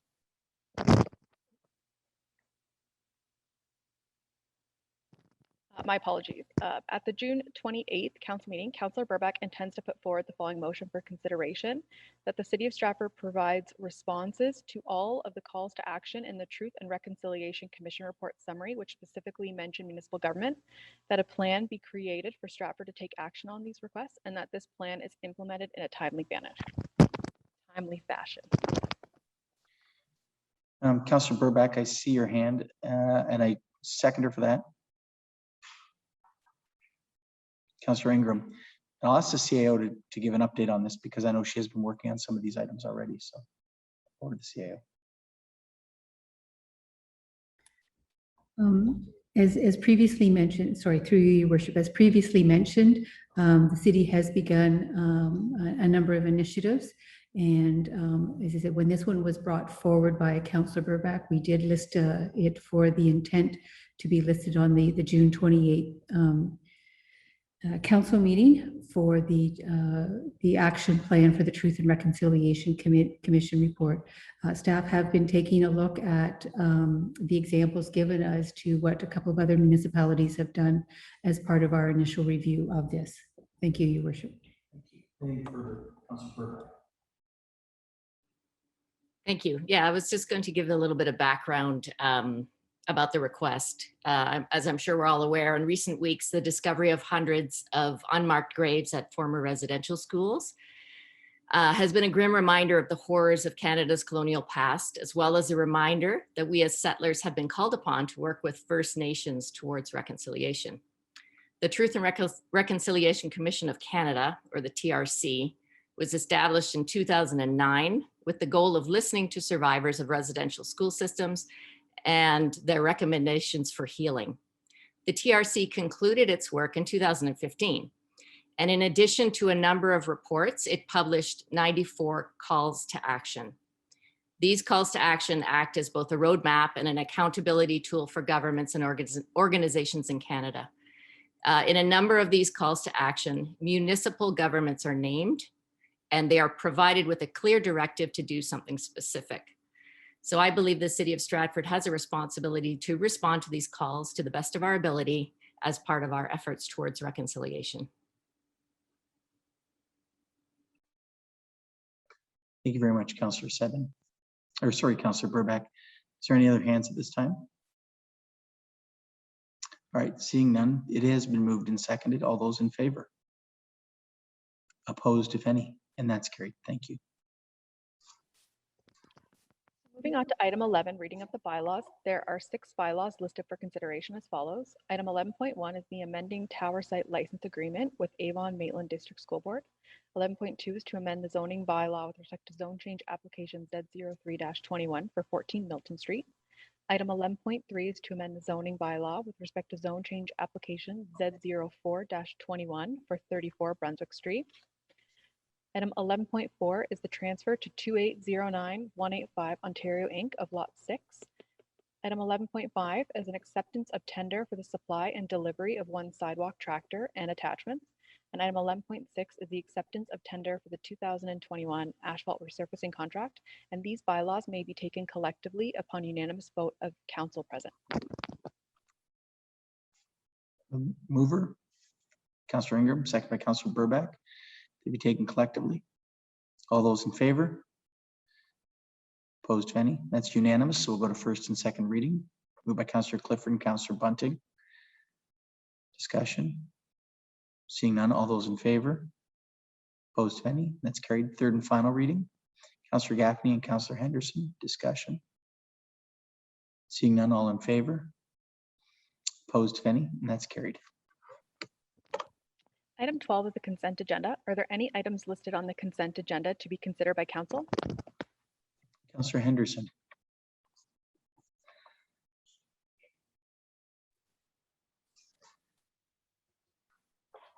I was wondering, 2021-085 from Emma Blows. Did staff have a chance to look at the idea of those road signs and have any thoughts if this would be a welcome idea in the city of Stratford?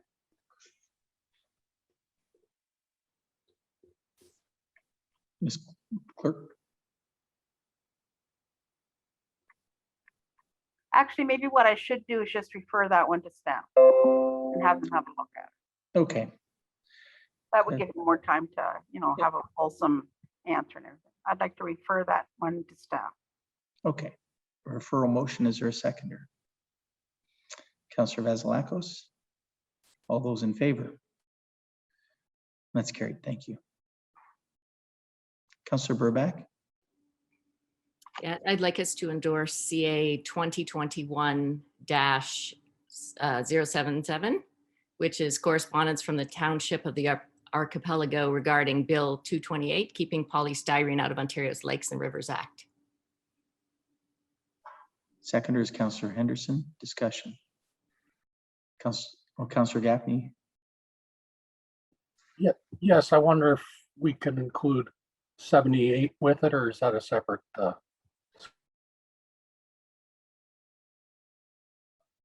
Councillor Burback, have you looked at 78?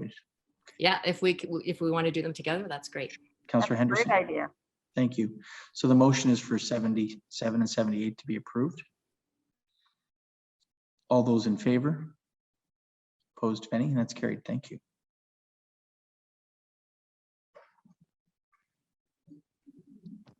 So through your worship, item 13 is new business. Are there any new business items? Councillor Henderson, then Councillor Ingram.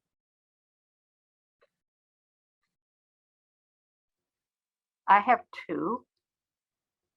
My first one is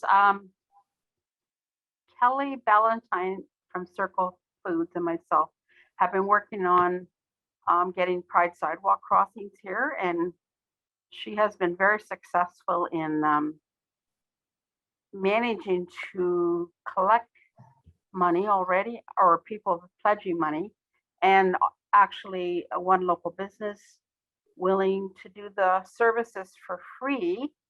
And I believe the Pride Facebook group is would like to get involved too. And I'm just wondering where we're at with that, or maybe we could pass a motion today that staff can go ahead with this so that it would save having to come back to council again, because, you know, we're partway through June already. And I know it just started around the middle of May, but I mean, it was brought up 2 years ago, I believe, but because of COVID, it was turned down, right? Like put off, I don't mean turned down, I mean, it was put off for now. So since they already are gonna do the fundraising and get it cost-free, it's just a matter of, I believe they were looking at the sidewalk at the corner of Downey and Wellington. And also they had reached out to the local Avon Maitland School Board, which were very interested in having one up by the school. So I'm just wondering what the process is. If we could pass a motion in principle that basically saying as long as the costs are covered, they can work with staff and get this done. Mr. Krinkle, I believe you wanted to say something, so I'll let you go through the process and then we'll ask the clerk of the CAO. Thank you. To the mayor. So I've been in contact with both the owner of Circle as well as Infinite Pride. And at one point they're working in separate groups, but of recently they're now coordinating with each other. And my plan is to continue coordinating between the two groups to see what options they might want to put forward to council. They have a meeting later in June to discuss how they want to present it, and at what point they'll come back to me, and I'll prepare a report for council on their recommendation. Thank you. Ms. Defoe, do you have anything you want to add to that? Through your worship, no, not at this time. All right. Councillor Henderson. Thank you very much for that. My second one is, I just wanted to point out the accessibility committee will be very pleased to see that we now have the closed caption option included in our council meeting. And thanks for getting this done so quickly. Appreciate it. It's very interesting. And it's interesting how it picks up certain words and spells them different than what we're actually saying, but at least the gist is there. If somebody is, you know, deaf or hard of hearing, they'll be able to follow our council meetings now. It's great. Thanks. All right, I had Councillor Ingram next and then Councillor Ritzma. Councillor Ingram. Thank you. So I'd like to give a thank you out to Quinn and his team. On Wednesday, June 2nd, just after 4 o'clock in the afternoon, I had a message from a mom who was with her kids up in Queen's Park, and they were at the swing sets, and one of the swings were broken. The metal ropes, if you will, the chains were hanging. And so I sent it off to Quinn and just asked if at some point when they had a moment, they could go fix that. And within half an hour, they were already there fixing it. And the mom was still there with her children watching them fix it. So they were really very pleased. But I just wanted to say thank you for the quick service and getting out there and fixing our equipment. Thank you, Councillor Ingram. And Councillor Ritzma. Thank you, Mayor Matheson. And this could have come up in the Planning and Heritage Committee, but I thought I'd ask it. We've had some conversation with regards to the final work on Redford Crescent and wondered if Mr. Crinklaw could give us a little update. Yes, through your worship. So anyone who's been out to Redford lately, you can see that the intended grass to grow as part of the reconstruction is not taking remotely as nice as you would like. Unfortunately, the way we implement our contract is through provincial standards. And in those standards, they set out quality control measures to help us justify whether a product is of good or if it actually needs to be rectified. This process takes time. There are several steps to try to get the contract to address the unconforming seed that's taking. The first step is coming up in about 2 weeks' time, where we actually will go out and quantify what is not in compliance with the contract, and then we notify the contractor to rectify the situation.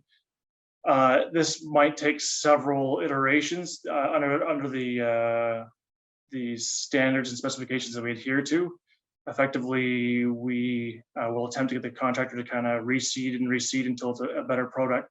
But by the looks of it, it's likely going to be requiring to be redone completely. So we are pushing them to get that work done now while there's still some good rainy weather in the forecast and before the summer dry weather hits. So we're taking steps and following up to the extent that we can with the contractor, but it might take some time before the grass is growing effectively there. Thank you. Councillor Henderson. So you mean, like you're saying about it will be a couple weeks before you're working on this, or before we can see results? I'm just confused. Yeah, through your worship.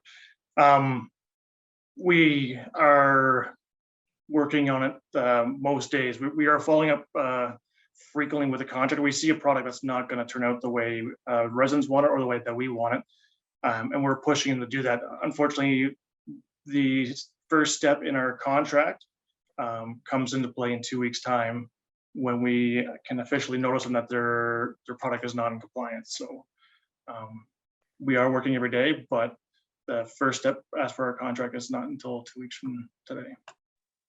So this is like a guideline that's set up when projects are finished, because this project was finished quite a while ago, and then Whiteman went in and did their work. So is it usually this long of a timeline after a project is finished before we can actually go out and evaluate it? Is that normal? Through your worship, ideally, there's a nice window in early spring when you get a contractor to do the seed work, when it'll actually take effectively. It can't be too wet, or otherwise the product's not ideal, or it's too dry, the same. We push to have our contractors out in that time window, but they've already bid on other contracts. So we are looking for them to come back from contracts that they're at full time to do the work, which can be difficult to try to get them to fit in the right window from our end. In terms of ensuring a quality product, we do hold back securities on construction. So eventually we will get the right product. It could be some time before we get there. There are other outstanding deficiencies that they are also required to address. Have we had this contractor do other sewer work for us? Through the chair, I believe so. But unfortunately, due to the tendering process, there's very minimal opportunity to select the ideal contractor in the tendering act. Thank you. Anything further? Thank you. If there's nothing further, I'd ask for a motion to recess for 5 minutes and reconvene in committee, starting with planning and heritage. Thank you, Councillor Burbach. Councillor Seven, all those in favor? And that's carried. Thank you.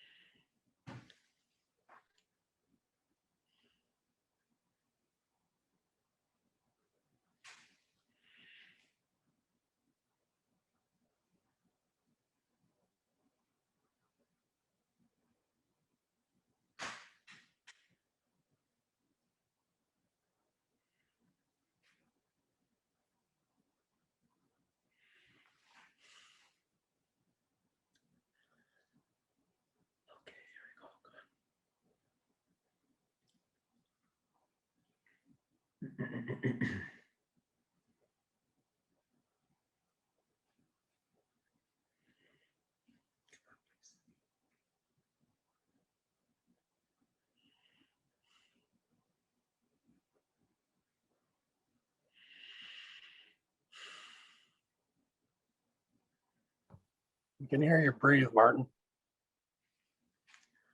That's a good thing.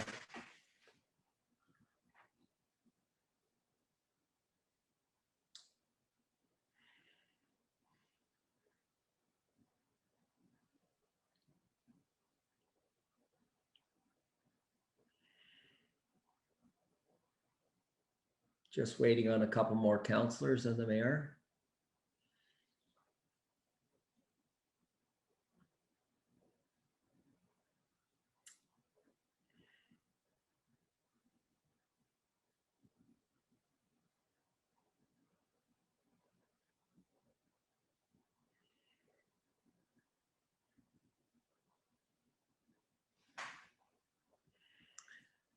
And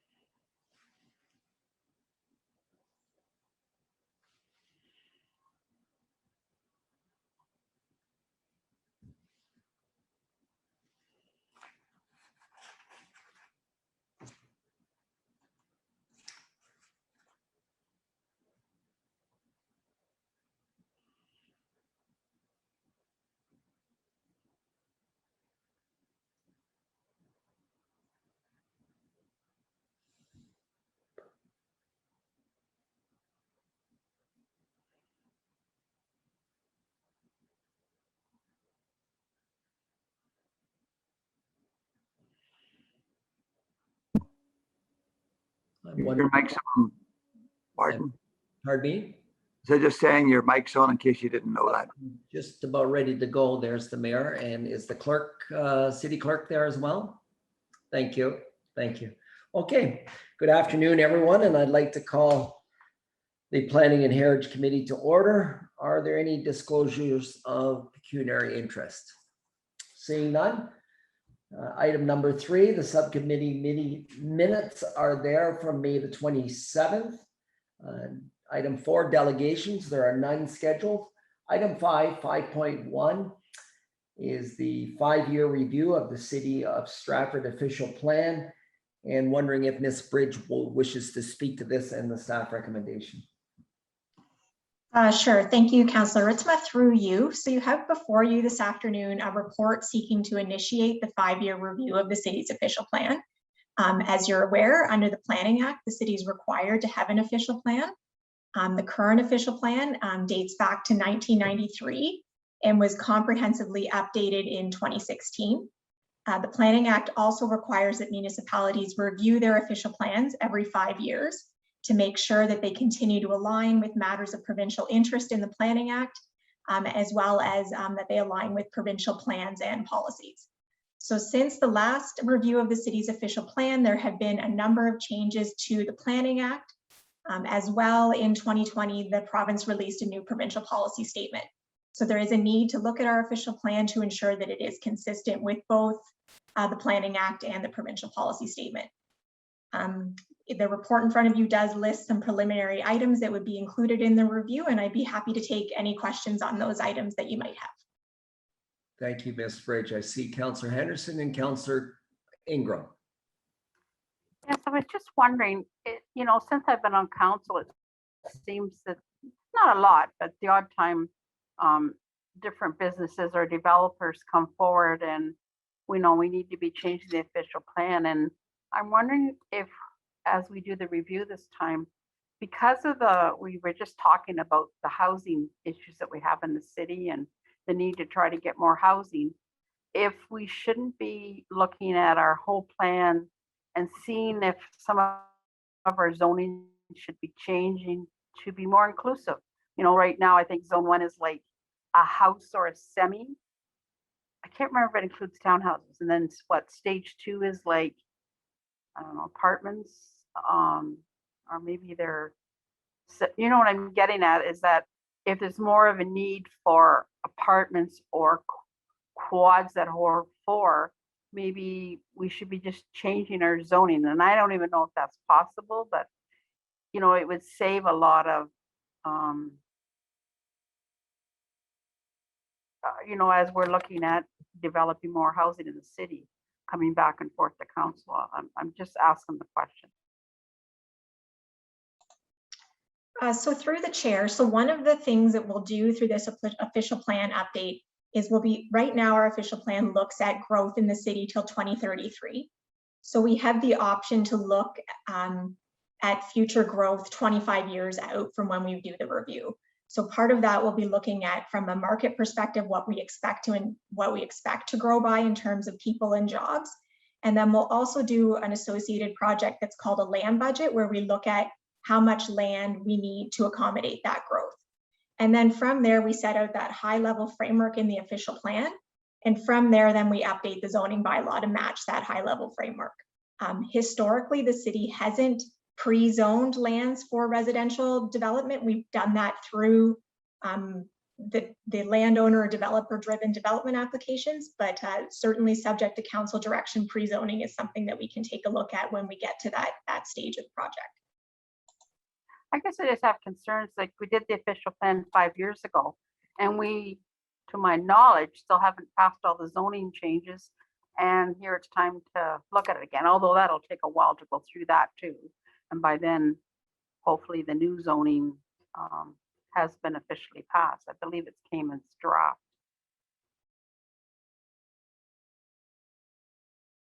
Thank you. Councillor Ingram?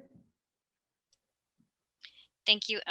Just a note for, actually, maybe it's a recommendation for council, but I'd like to include as part of the 5-year review of the official plan that we consider a review of all of the heritage area designations. There's been quite a bit of confusion in the public related to those designations and whether or not the protection of the Heritage Act and the heritage designations apply to these areas. And I'd like that's just something that I think should be reviewed, and perhaps there's a terminology change or there's some changes to those policies to make it more clear that the protection of the Heritage Act does not apply to those areas. So are you looking for that to be part of the recommendation, the motion, Councillor? Yes, thank you. And I'm just looking at the clerk to see if you've captured that or if you need some wordsmithing on that.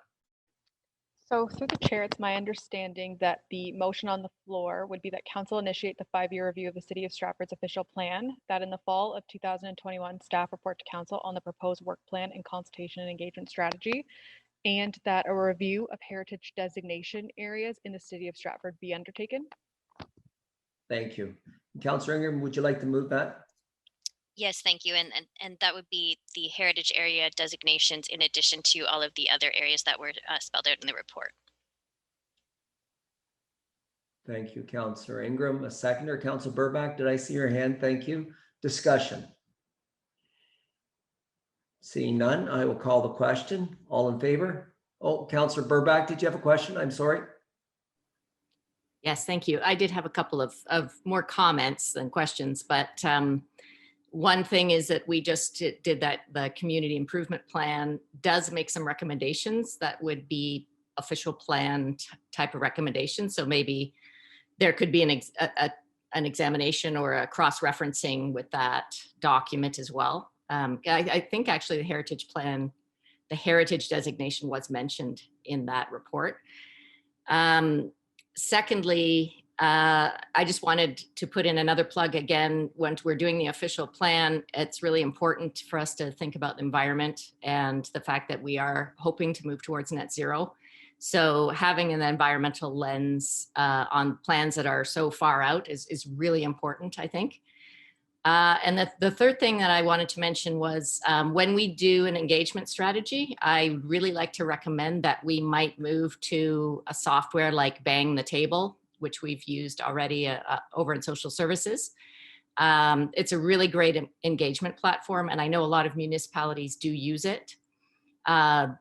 Waterloo uses it, and if you go to the website and take a look at Engage Waterloo, they use it for more than just official plans, or they use it for every project that needs consultation in the community. And I think as a communication tool, it's really great. So I would just put that in as a recommendation. I don't know if it needs to go as part of the motion, but at least to have staff take a look at some engagement platforms that might be really good for this process. Thank you, Councillor Burbach. Any other questions or comments on the motion that's on the floor? Seeing none, all in favor? Opposed, if any? And that's unanimous. Moving down to item number 6, report of Heritage Stratford Advisory Committee. Item 6.1, a request to add a non-voting position to Heritage Stratford Committee. And Ms. Defoe, would you like to speak to this item? Well, through the chair, as outlined in the report, Heritage Stratford has requested that the Architectural Conservancy of Ontario Stratford branch be added to the terms of reference as a non-voting member. As outlined in the report, as a non-voting member, staff would not be in support of adding them officially and would request that it be received and filed. And this would be under the understanding that an open invitation could be provided to the ACO, and they would be welcome to attend any Heritage Stratford meeting as they are open to the public. And they would be able to provide comments. They would simply not vote on items, similar to if they were to be officially added. Happy to answer any questions that committee may have. Thank you, Ms. Clerk. Councillor Gaffney, a question or comment? Thank you, Your Worship. I'll move the staff recommendation. Okay, so thank you. A seconder for that. Thank you, Councillor Beatty. Any further discussion on that item? Councillor Seven. Thank you. I'm just going to speak against the motion on the floor. Just, I guess, basically, I just feel like the Heritage Committee, they want it, so I would just let them go ahead with what they think their structure should be, and that's it. Thank you, Councillor Seven. Councillor Ingram. Thank you. So at our last Heritage Stratford meeting, we did discuss that the subcommittee recommendation not to approve this request, and Heritage Stratford has come up with an alternate plan of action. So they are moving forward with having a non-voting ACO representative attend their meetings at their pleasure. Thank you for that update, Councillor Ingram. So the staff recommendation has been moved and seconded. Any further discussion? Seeing none, I will call the question. All in favor? Opposed, if any, and one opposed. Thank you, and that's carried. Item number 7.1 is the project update is there for your review. 7.2 is the identification of April the 13th as the next Stratford Heritage Advisory Committee. I'm sorry, the minutes are there from March the 9th and April the 13th. And if there are no other items for the Planning and Heritage Committee meeting, I will take a motion to adjourn. Moved by Councillor Clifford, second by Councillor Henderson. All in favor? And we're adjourned. Thank you. So I will call the Infrastructure, Transportation and Safety Committee to order. Are there any disclosures of pecuniary interest in the general nature thereof? Seeing none, item number 3 is subcommittee minutes. They're there for your information. Item number 4 is delegations, and we have none scheduled. And item number 5 is a report of the Director of Infrastructure and Development Services. And item 5.1 is Lakeside Drive Transportation Review. And there is a subcommittee recommendation that staff discussed with the festival and Stratford Summer Music representatives about the temporary road closures of Lakeside Drive for the months of July and August. Are there any questions for the director on this item? Councillor Henderson? Yes, I just wondered if they had received the letter from the Parks Board, because we reviewed it at our last Parks Board meeting, and part of our recommendation was looking at the idea of just having it one way traveling east. And that way we would always have a multi-use trail on the one side and people could walk on it or ride their bicycles on the other side. The only concern I had about it is we certainly wouldn't want to put a cement divider down there like that would, like we go down nearly every night and sit and back into the parking spot there and sit and watch the swans and the geese and the ducks and the people walking and people driving by. And if you had that barrier up, it would certainly be in the way. I mean, probably be more costly if we looked at something maybe more like a wrought iron thing or well, we'd have to have spaces in it so that people in wheelchairs and walkers and strollers and carrying beach bags or whatever, with their food and stuff, their coolers, I mean, over to the river. So that's just an idea that the Parks Board was looking at. And I'm pretty sure in most cities that they're able to still shovel the snow on both sides, and then that way we'd have a beautiful space that people can still drive along, but yet it would be open year round to basically being one way. Just throwing that idea out there. Mr. Kricklaw, did you have any feedback on that? I think the item that is on the table now is those temporary road closures like we had last year. But I know that there is sort of some long-term discussions around how to make the Lakeside Drive more active transportation friendly, but I'm not sure that that's the item that is before us today. Is that correct? That is correct. Okay.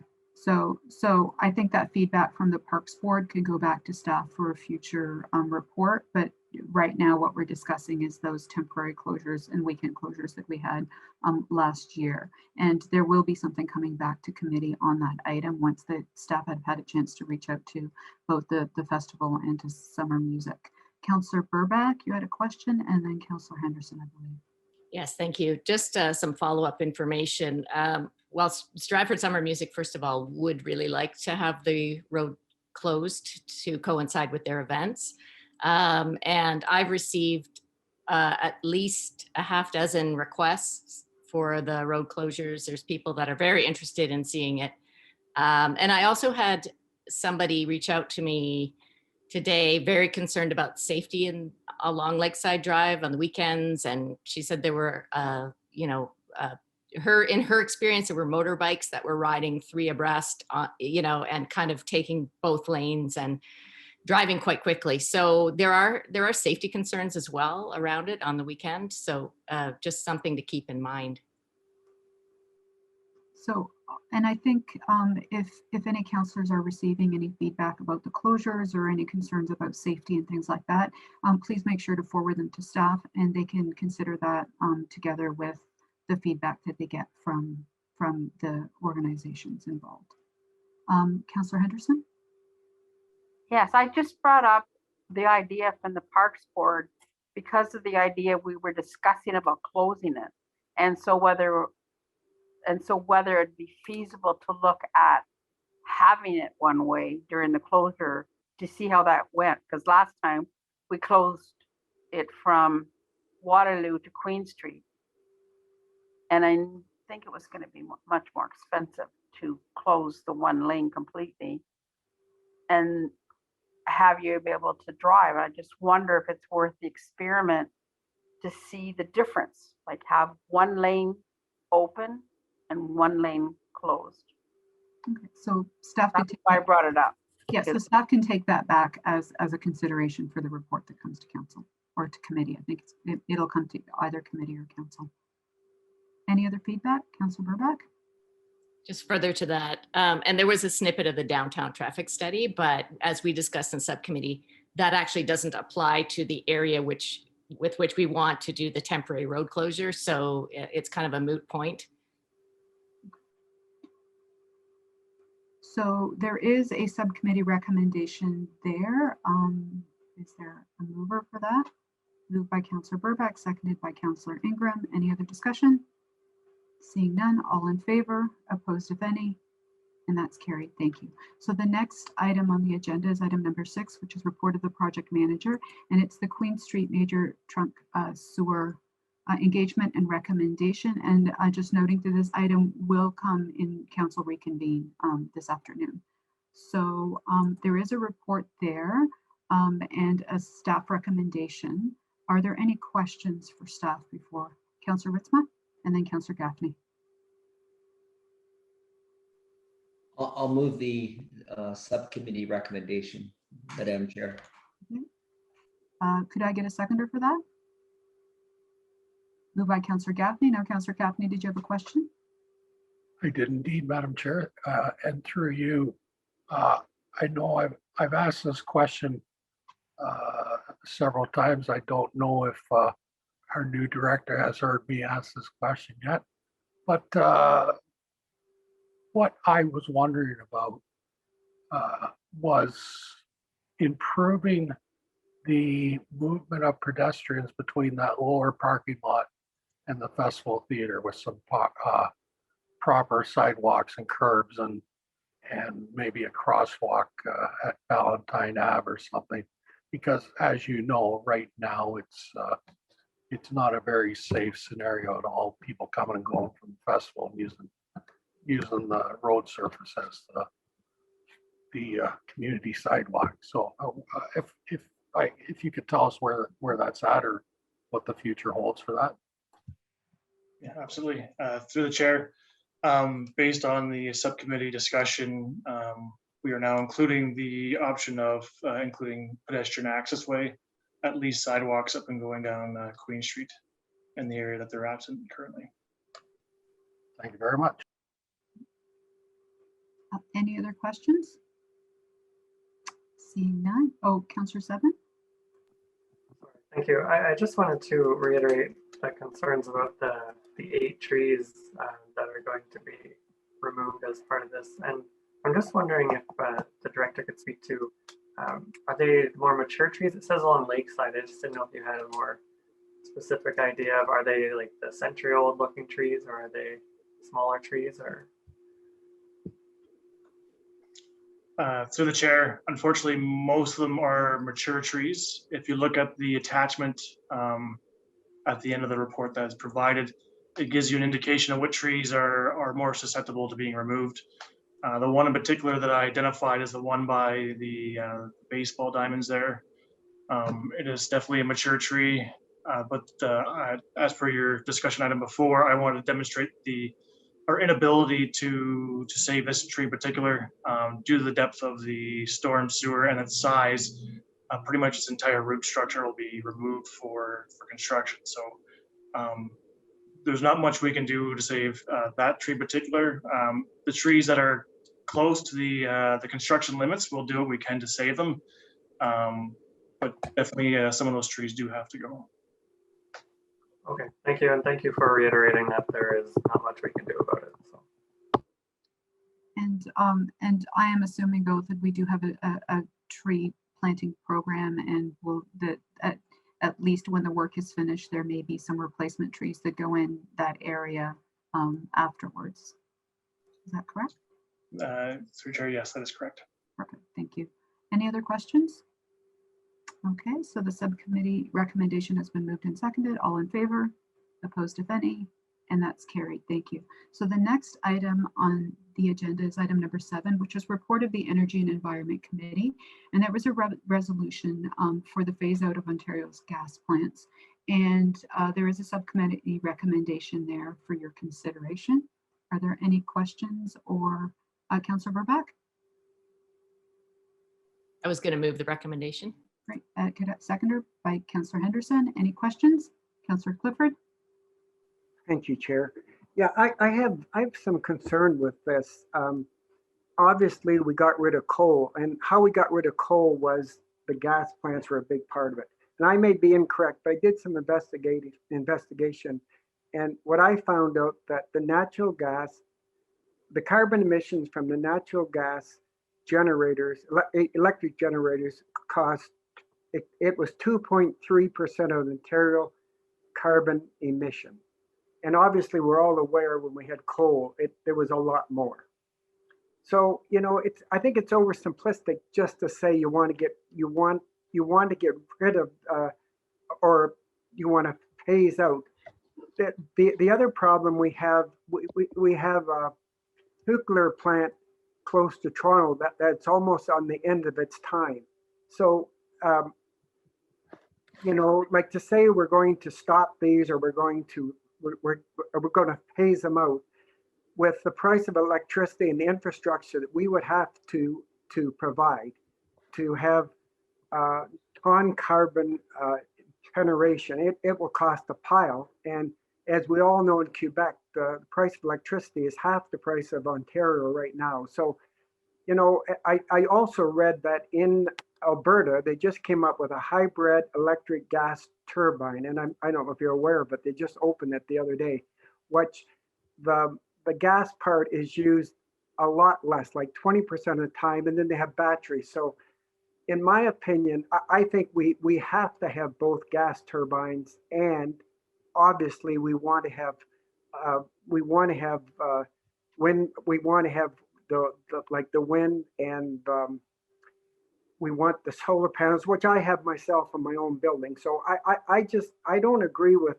I think it's just over simplistic to say, well, we as a municipality, we want the Ontario government to phase out these gas plants. I just think it's impossible to start with. And even I don't think they're going to hear us to start with if we all said it, because we have to have electricity. So I think there's ways to add hydrogen to natural gas. There's all kinds of things, but just to phase it out, the cost of the infrastructure to have something alternative would break us. So I don't support the motion on the floor for those reasons.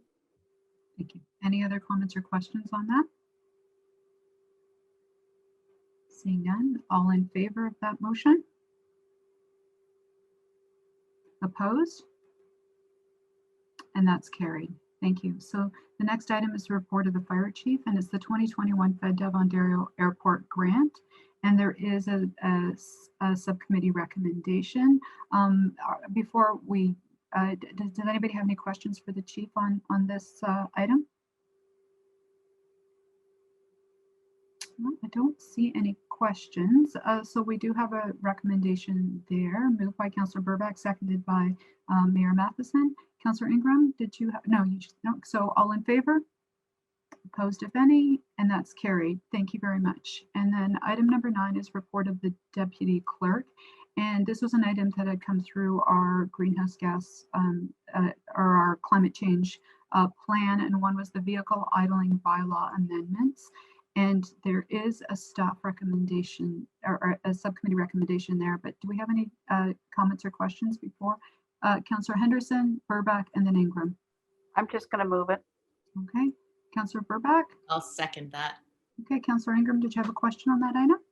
Yes, thank you. I had a couple people ask me, and maybe the clerk or deputy clerk could explain what happens if this bylaw is approved and we have people idling for longer than the accepted time, which would be 1 minute, within drive-throughs.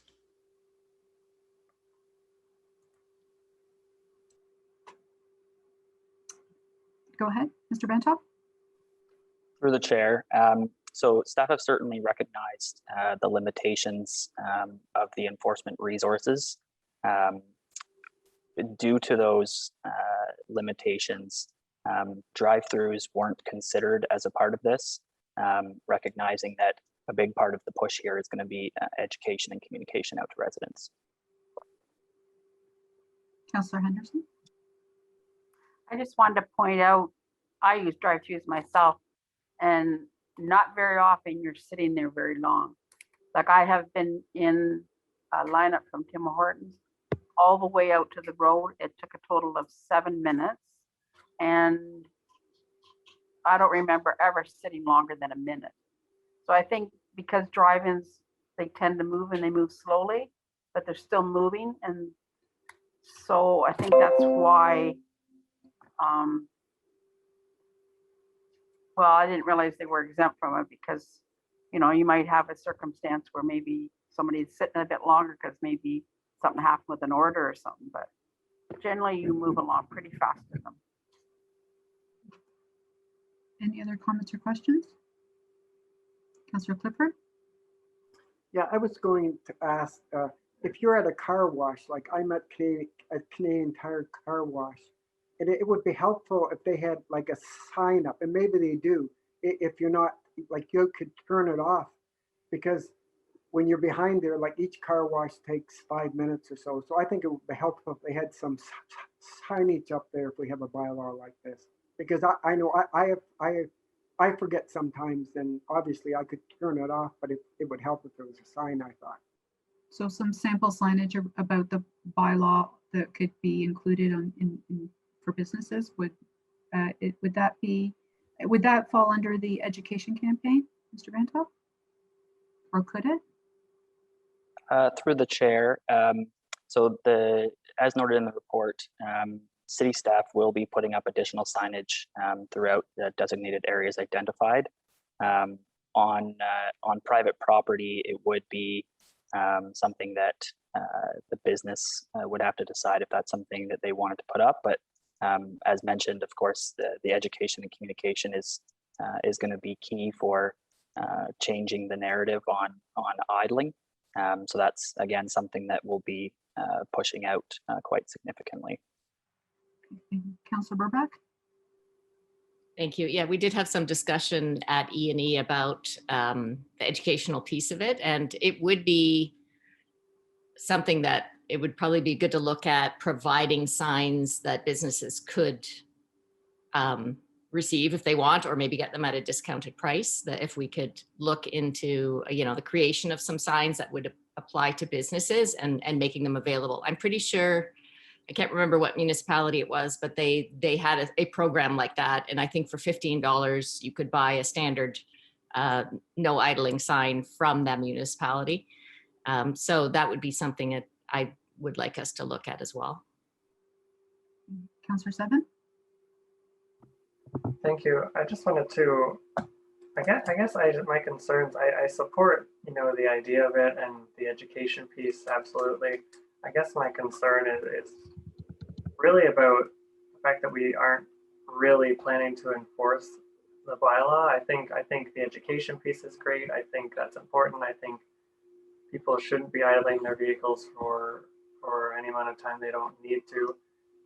But I think, I don't know, I guess I just get torn because it seems like it takes the teeth out of other bylaws that we have, that it's a bylaw that we're more asking people to do than we're actually planning on enforcing. And so that piece, I guess, it's not that I'm opposed to the motion or to the bylaw. I just think I have concerns about implementing a bylaw that is more for education than implementation, when I feel like we could do an education piece and then aside from a bylaw, but those are just my rantings, I suppose. And we did have this discussion at subcommittee, and one of the places that I see being really useful is a lot of times around the schools when we do the safety and parking blitzes and our parking enforcement officers go out there. There is a distinct difference between saying, oh, by the way, can you turn your car off? It's not really good for the environment, or informing them that I'm sure there's an anti-idling bylaw, you need to turn your car off or we can ticket you. And it would be more for those targeted campaigns that are time limited. But I see that even though this won't be something that won't be enforced on a daily basis or, necessarily, that we may have opportunities to do those sort of week-long education and also enforcement opportunities that can piggyback onto some of the other sort of pedestrians safety issues that we have. That's just my 2 cents on that piece. Any other comments or questions before I call the question? Seeing none, all in favor? Opposed, if any? And that's carried. Thank you. So the next item is item number 10, which is report of the city clerk. And item 10.1 is an encroachment application for 23, 27, and 31 Avon Street. There is a subcommittee recommendation there. We had a bit of a discussion at subcommittee. Are there any questions for staff? Councillor Henderson? I just had one. I was wondering why they don't have enough room on their property. Could they not have some parking up at the top there and maybe more along the bottom? I recognize that they probably don't own that corner section, but do they not have enough space on their own property that they could have the parking spots? Ms. Defoe, go ahead. So through the chair, so yes, there is sufficient space on their property. However, these spaces are historical. So the request has been to maintain them in their current places, and we have restricted it to those historical spaces and to ensure that they do not obstruct any municipal infrastructure. As noted in the report, should the owners wish to expand the site and add additional parking spaces, the intent would be for them to follow a proper planning process and then relocate all of the parking spaces onto their property. Councillor Henderson? Follow up to that is, why is it coming forward now then, if it's been historical? Maybe I missed that in the report, I'm sorry. Go ahead, Mr. Defoe. So through the chair, so in accordance with the encroachment policy, and before an encroachment is to actually be there, it should follow, a request should be submitted to council and then an actual agreement be entered into. Unfortunately, that was not done previously. So now we are bringing it forward, ensuring that we are entering into the proper agreement. We're collecting the fees in accordance with the policy, and that the city is protected with all of the agreements and the conditions contained in the agreement. Any other questions? If not, there is a subcommittee recommendation there. Moved by, or another, Councillor Ingram, seconded by Councillor Burback. Any other discussion? All in favor? Opposed, if any? And that's carried. And then we did have some information for the committee. There's the capital project update was there. And then we did have, there was under that item, a subcommittee recommendation to, sorry, I have to just find it here. Give me 1 second. A subcommittee recommendation that staff contact the Upper Thames River Conservation Authority to determine their position on the John Street Weir and report back to subcommittee on that item. So I believe we need a motion for that. And maybe Councillor Burback, if you want to move it, then you can speak to it if we get a seconder. So moved by Councillor Burback, seconded by Councillor Henderson. Councillor Burback, did you want to speak to that a little bit, just because it wasn't included in the original? Sure, thank you. Yeah, it did come to us because it came up in discussion at Energy and Environment Committee that the weir wasn't actually being used. Until this year, it had been left open for the last several years. And the result of that is that the water quality really improved. So a thought came up when we were talking about the multi-use path that's going to be in that area, that we could repurpose some of the cement foundation for the weir and create a bridge out of it that would be for pedestrians and cyclists. However, when we brought it up, and we also reached out to the Upper Thames, and I think they felt that the city was asking them to put the weir back in, so it's now back in. So there may have been a bit of miscommunication there, but it would be nice to clarify exactly the use of the weir. Is it necessary anymore when you consider that the health of the river is actually much better with the water flowing more freely? And then would it be possible to put in some sort of pedestrian crossover? And the Upper Thames, they have done projects like that before, and they recommended reusing truck flatbed metal pieces that can be fitted together, and they have been successful at installing those, and the cost is actually quite low. So that was the discussion that we had, and this is how it's moving forward. Okay, so the first part of that is just to touch base with the Upper Thames and see what the position is on the opening and closing of the weir and whether it's necessary. So that is the sort of the genesis of that subcommittee recommendation. Any questions on that? If not, I'll call the question. All in favor? Opposed, if any? And that's carried. Everything else is for the information of committee. We have some advisory committee and outside board minutes for you to read at your leisure. And sorry, Councillor Burbach. Sorry, I just wanted to bring up the item 11.3, the fireworks. I just thought that was a really good information session that we had with Fire Chief about fireworks, and that they were being set off on days that they weren't supposed to, and how citizens should follow up on that. So I don't know if Chief Paradis is here to speak to that a little bit. That would be great, because that was really educational, I thought. Yeah, so through your worship, so we had a talk at ITS subcommittee about the fireworks usage. When we had the long weekend in May, we did have some people identify that fireworks are being let off or set off after the hours that they were supposed to be. And that's something, normally we'd get calls on it, but we didn't receive any calls. But we heard later on after the fact that this was going on. So what we discussed is when we put out our messaging for Canada Day that's coming up, we included that our number and our contact information for people to call if this is happening, so we can go out and address it to keep everybody operating safely within the bylaw. Councillor Burbach. Thank you. Yeah, and just to follow up on that, I received an email from somebody today who was quite upset. They had phoned the police about that same issue, and the police took their information, but and said, well, we'll get to it if we can. But I don't know if the police really knew that they could refer that person to you for you to respond to that call. Yes, and through your worship, this really does comes down to there sometimes can be confusion of who's responsible for enforcement of the bylaw. And that's probably what happened in that case. We will go out and investigate any complaint and every complaint that comes through our office. So definitely, if this is going on, please notify us. Thank you. And so if there is nothing else, seeing no hands, just a motion to adjourn, moved by Councillor Bunting, seconded by Councillor Ingram. All in favor? Thank you very much, everyone.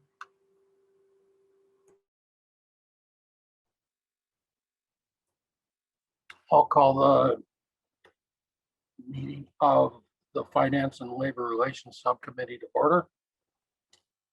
Item 2, discussions of disclosure of pecuniary interest in the general nature thereof. Seeing none. Item 3, subcommittee minutes. There's some subcommittee minutes attached. Item 4, delegation, none scheduled. Number 5, report of the IDS consultant. 5.1, City of Stratford Waste Management Rate Study. Can I get a mover for this item? Councillor Clifford and Councillor Bunting. Any questions? Councillor Burbach. Thank you. Yeah, thanks for the report. But I was wondering if there was any consideration given to diversion. Didn't seem like there was a lot of conversation about what would happen if we increase our diversion rates and that therefore extend the life of our landfill, and how that would affect the economics of it. And the possibility of diversion rates actually paying for themselves in some ways. So I was wondering if that could be added, possibly, that we would bring a discussion of that into this study, possibly. Taylor? Yeah, through the chair, we can definitely include that as we are bringing this back for 2022 budget deliberations at that time.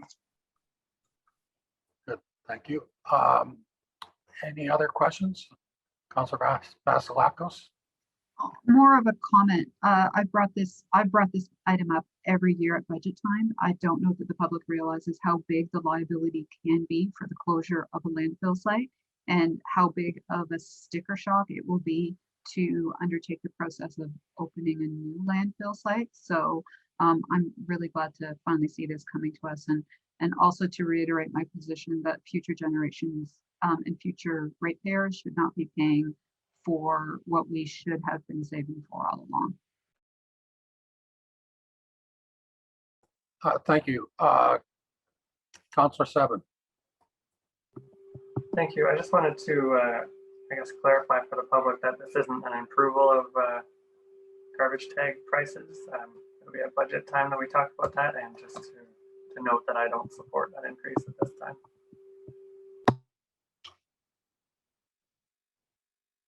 Is there some question that we're increasing the bag tags on this item? I don't see anybody saying yes. So if there's no other questions or comments, I'll call the question. All those in favor? Opposed, if any? Thank you. Item 6.1, report of the deputy clerk.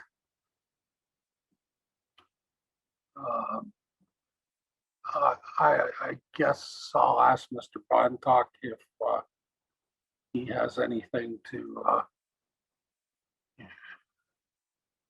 comment on this. Through the chair.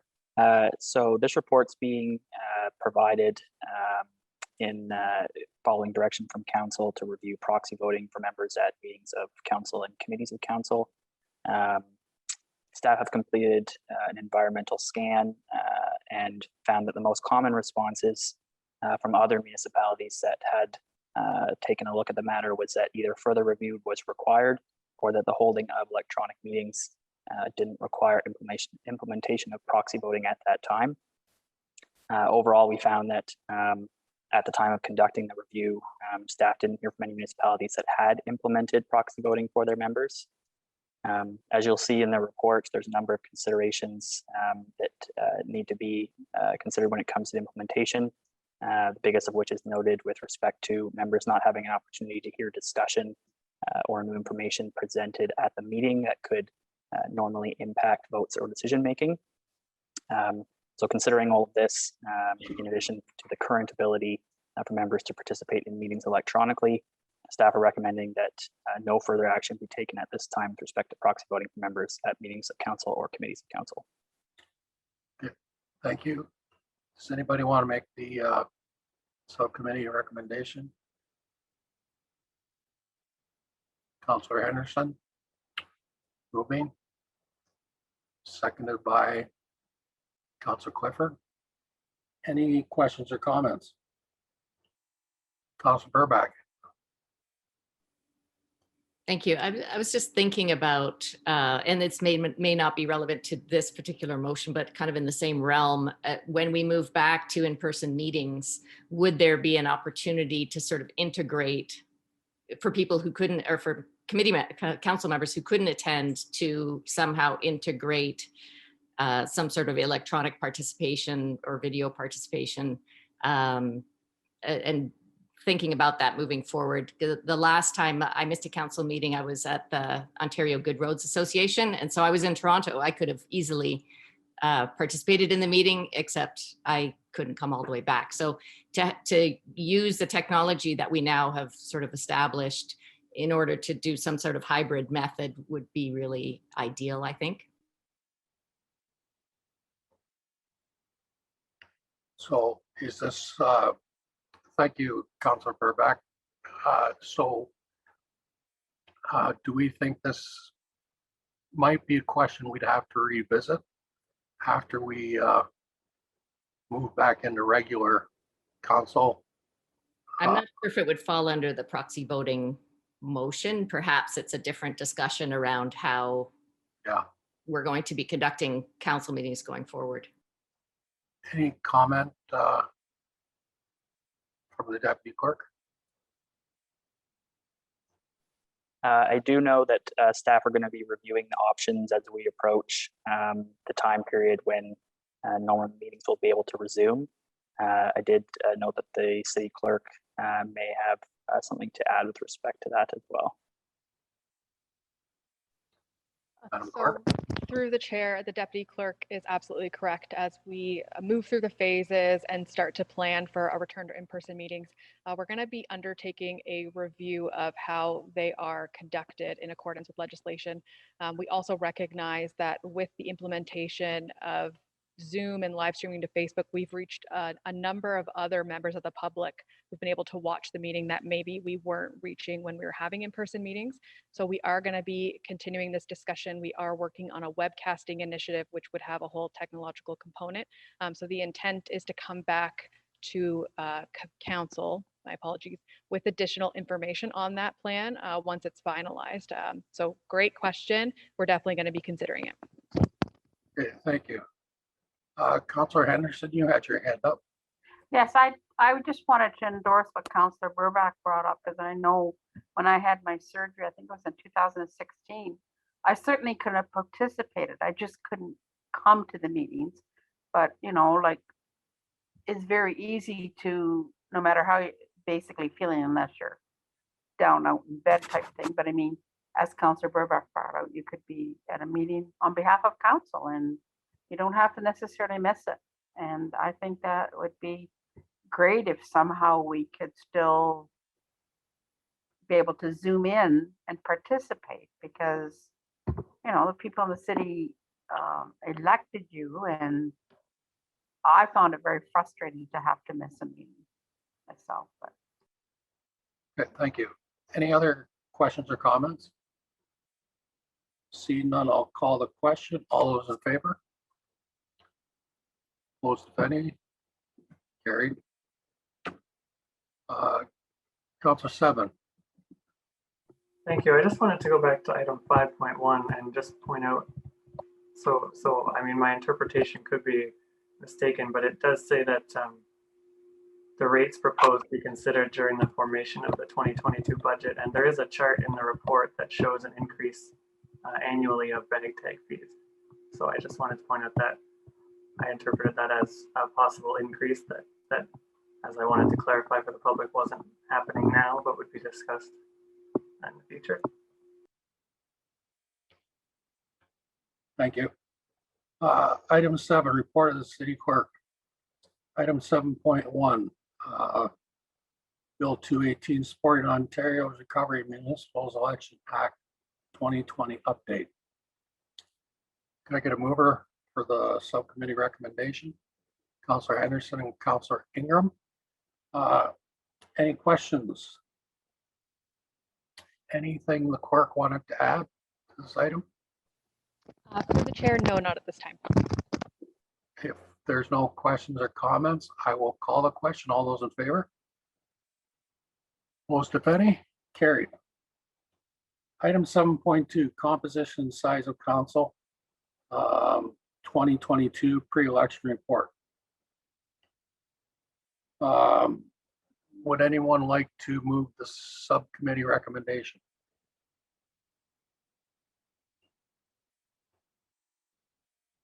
Would anybody like to make a motion at all? Councillor Henderson.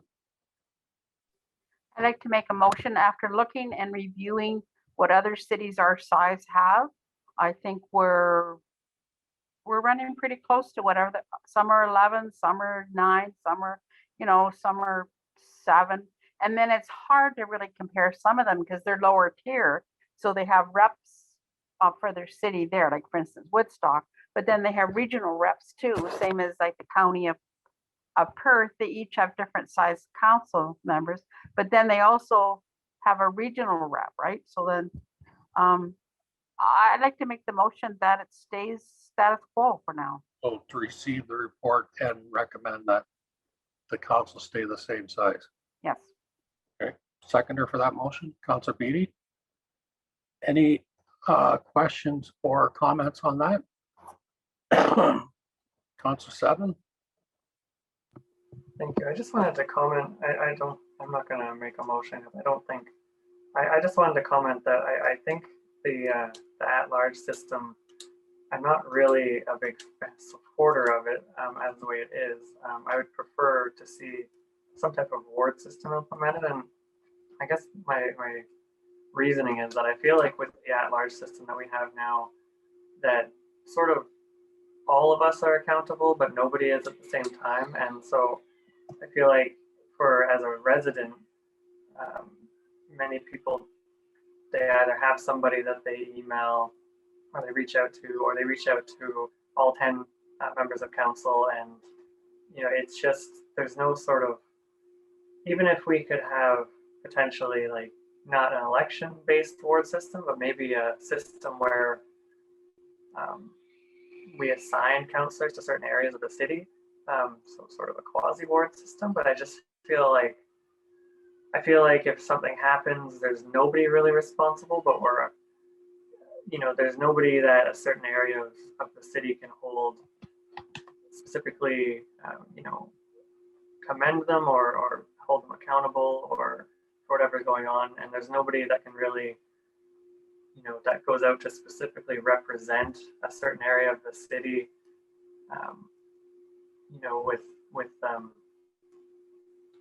because right now all of us are trying to represent the entire city, which is, I mean, it's sort of unrealistic to represent the entire city. So we end up having this fractured system where invariably, I'm sure some areas of the city are not as equally represented as others. And it's just a concern. I don't think there's much support for changing the setup we have now to go to a ward system, but I just wanted to throw my thoughts out there. Thank you. Councillor Vasilakos. So I've thought about this wards. It has come up a number of times, and the challenge that I have with the ward system is that most municipalities, a lot of them that have the ward system, tend to be larger municipalities where usually the ward represented is roughly 30, 40, 50,000 people for that ward, so that it looks kind of a little like Stratford.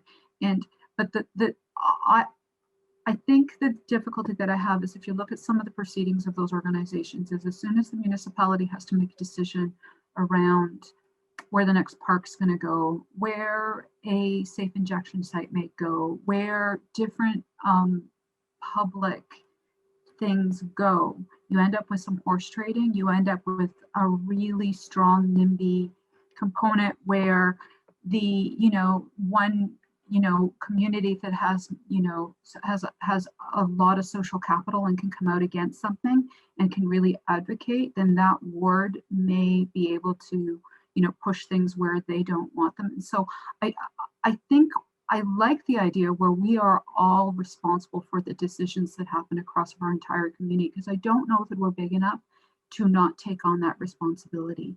And I also think that there are a number of studies out of the US, especially, that when you go to a ward system, you can actually reduce diversity and equity on your council quite dramatically if you have regions of the city that need extra attention, but if they only have one or two representatives where they're not, you don't have the responsibility falls on one or two councillors, and if they're not able to advocate in a majority system, that it suffers. So I have had a lot of thought on that, and I think I think I prefer the at large as a whole, recognizing the importance of who to contact.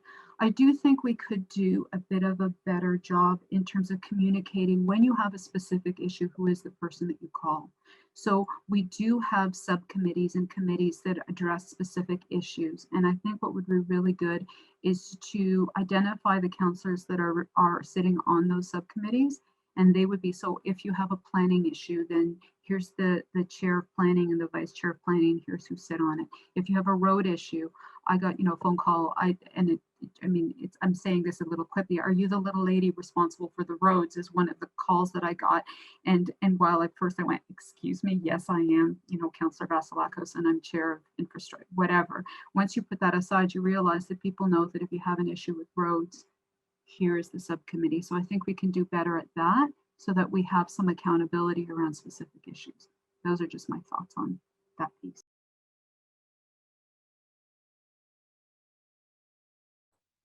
Thank you.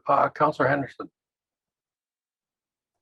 Yes, I just wanted to support what Councillor Bakalos is talking about. We've looked at this before and they've tried it in the past, I think twice, and it didn't work out. And most cities our size don't have a ward system.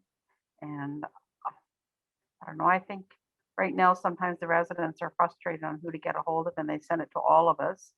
But I don't know, I think it would make it even worse that, you know, that if they, you know, they call me and I say, I'm sorry, you have to call Councillor Bunting on that, or Councillor Clifford or Councillor Burbach or something like it.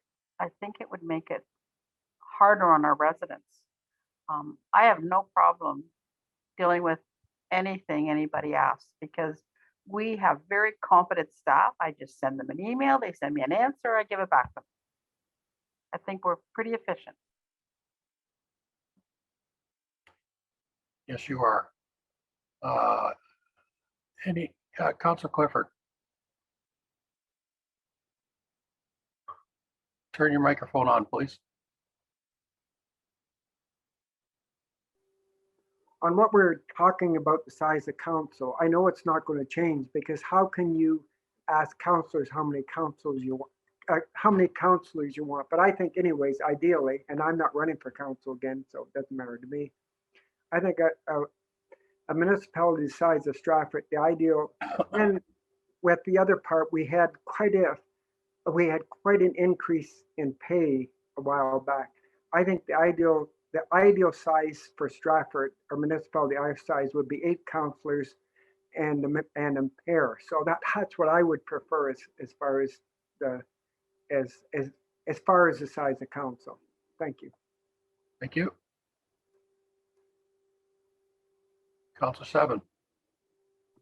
Yeah, thank you. I certainly don't disagree with Councillor Clifford's comments. I just wanted to just say that I definitely see there are two sides to sort of the ward and at-large system, and I guess where, you know, there's pros and cons to both, but I really see the at-large system falling short when there's no doubt developments that happen where there is not a councillor who represents, or even sort of, you know, we're all doing our best to represent individuals in the city, but we're not, there's nobody to specifically represent certain areas, and on the other side to be accountable for sort of how that was represented. And so there's definitely positives to having an at-large system, but there's shortfalls, and I don't know, I just think it'd be nice to have a conversation moving forward to maybe even having, if it's not part of the election, but maybe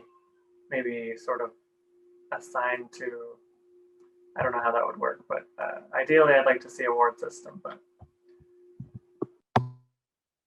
thank you. Councillor Henderson. Sorry, I forgot to include that the reason I mostly said about the size that we have right now is because I find we have a really diversified council, and I would hate to see us cut some. And like, for instance, I don't know who the bottom two were, but, you know, like, I appreciate the viewpoints they're bringing to council. We don't always agree, but sometimes we do. But at least you're hearing different points of view. And I feel they represent the residents of Stratford. I would hate to cut that debate and feedback you're getting. Sorry, I forgot to add that. Thank you. Any other comments or questions? Then I'll call a question. All those in favor?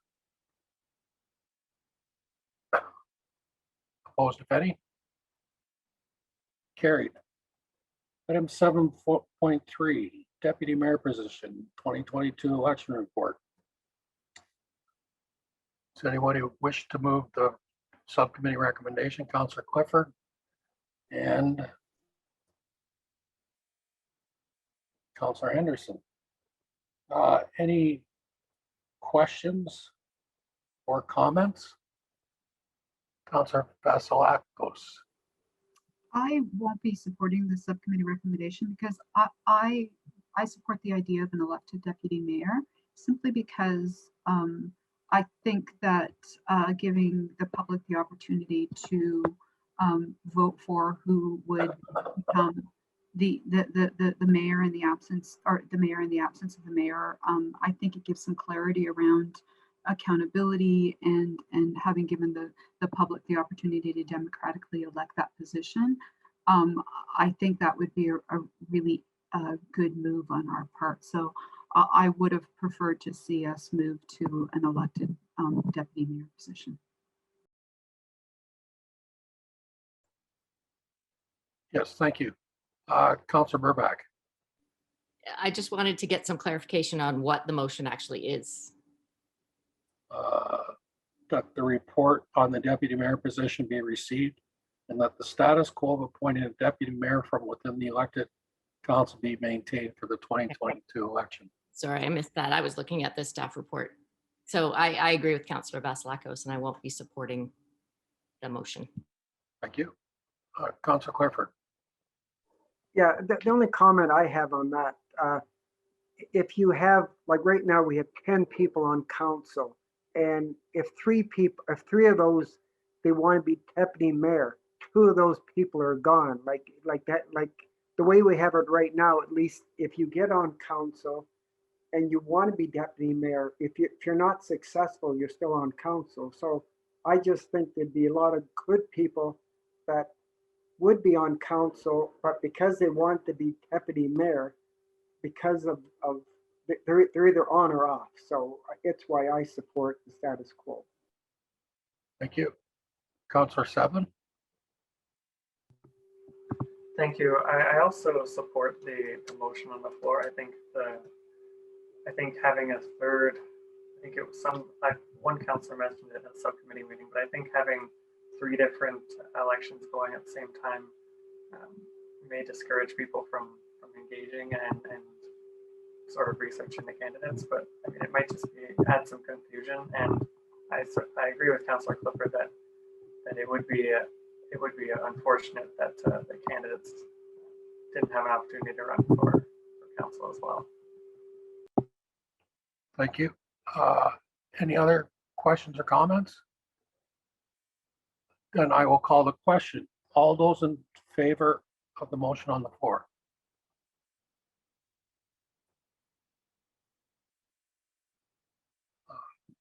Councilor, sorry, all those in favor?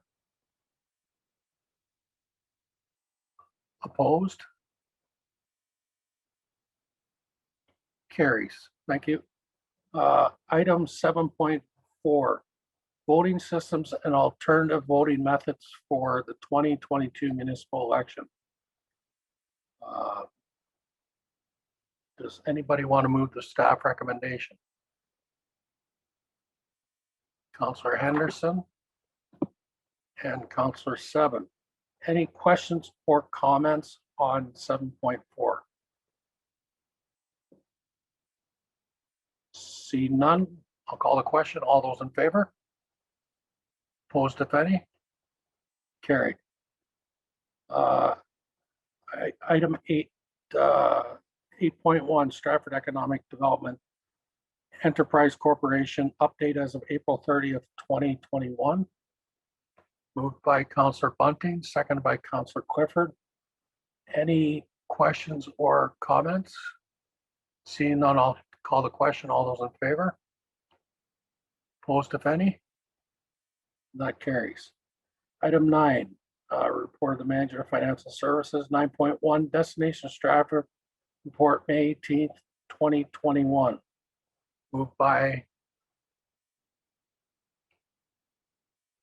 Councillor Burbach, seconded by Councillor Clifford. I'm sorry if you had your hand up, Councillor Vasilakos. No? Okay. Any comments or questions on item 9.1? Councillor Henderson. I just wanted to thank Destination Stratford, formerly Tourism, for all the work they've done in our community. And if you haven't had a chance yet, take a drive tonight along the river drive or a walk and check out the beautiful lights on Tom Patterson Island. And in a couple of weeks, they'll be adding the the lights on the bridge.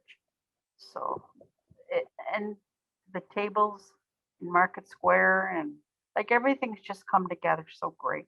You know, we have a great community that's worked very hard together. I mean, you drive downtown now and people are sitting smiling and enjoying themselves sitting out in the patios, and all the businesses have worked really hard to, you know, to get them up and running, and hopefully we're done this soon, but at least it's starting to go in the right direction.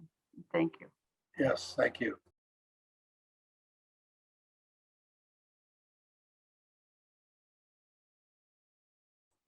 Sorry, Councillor Vasilakos.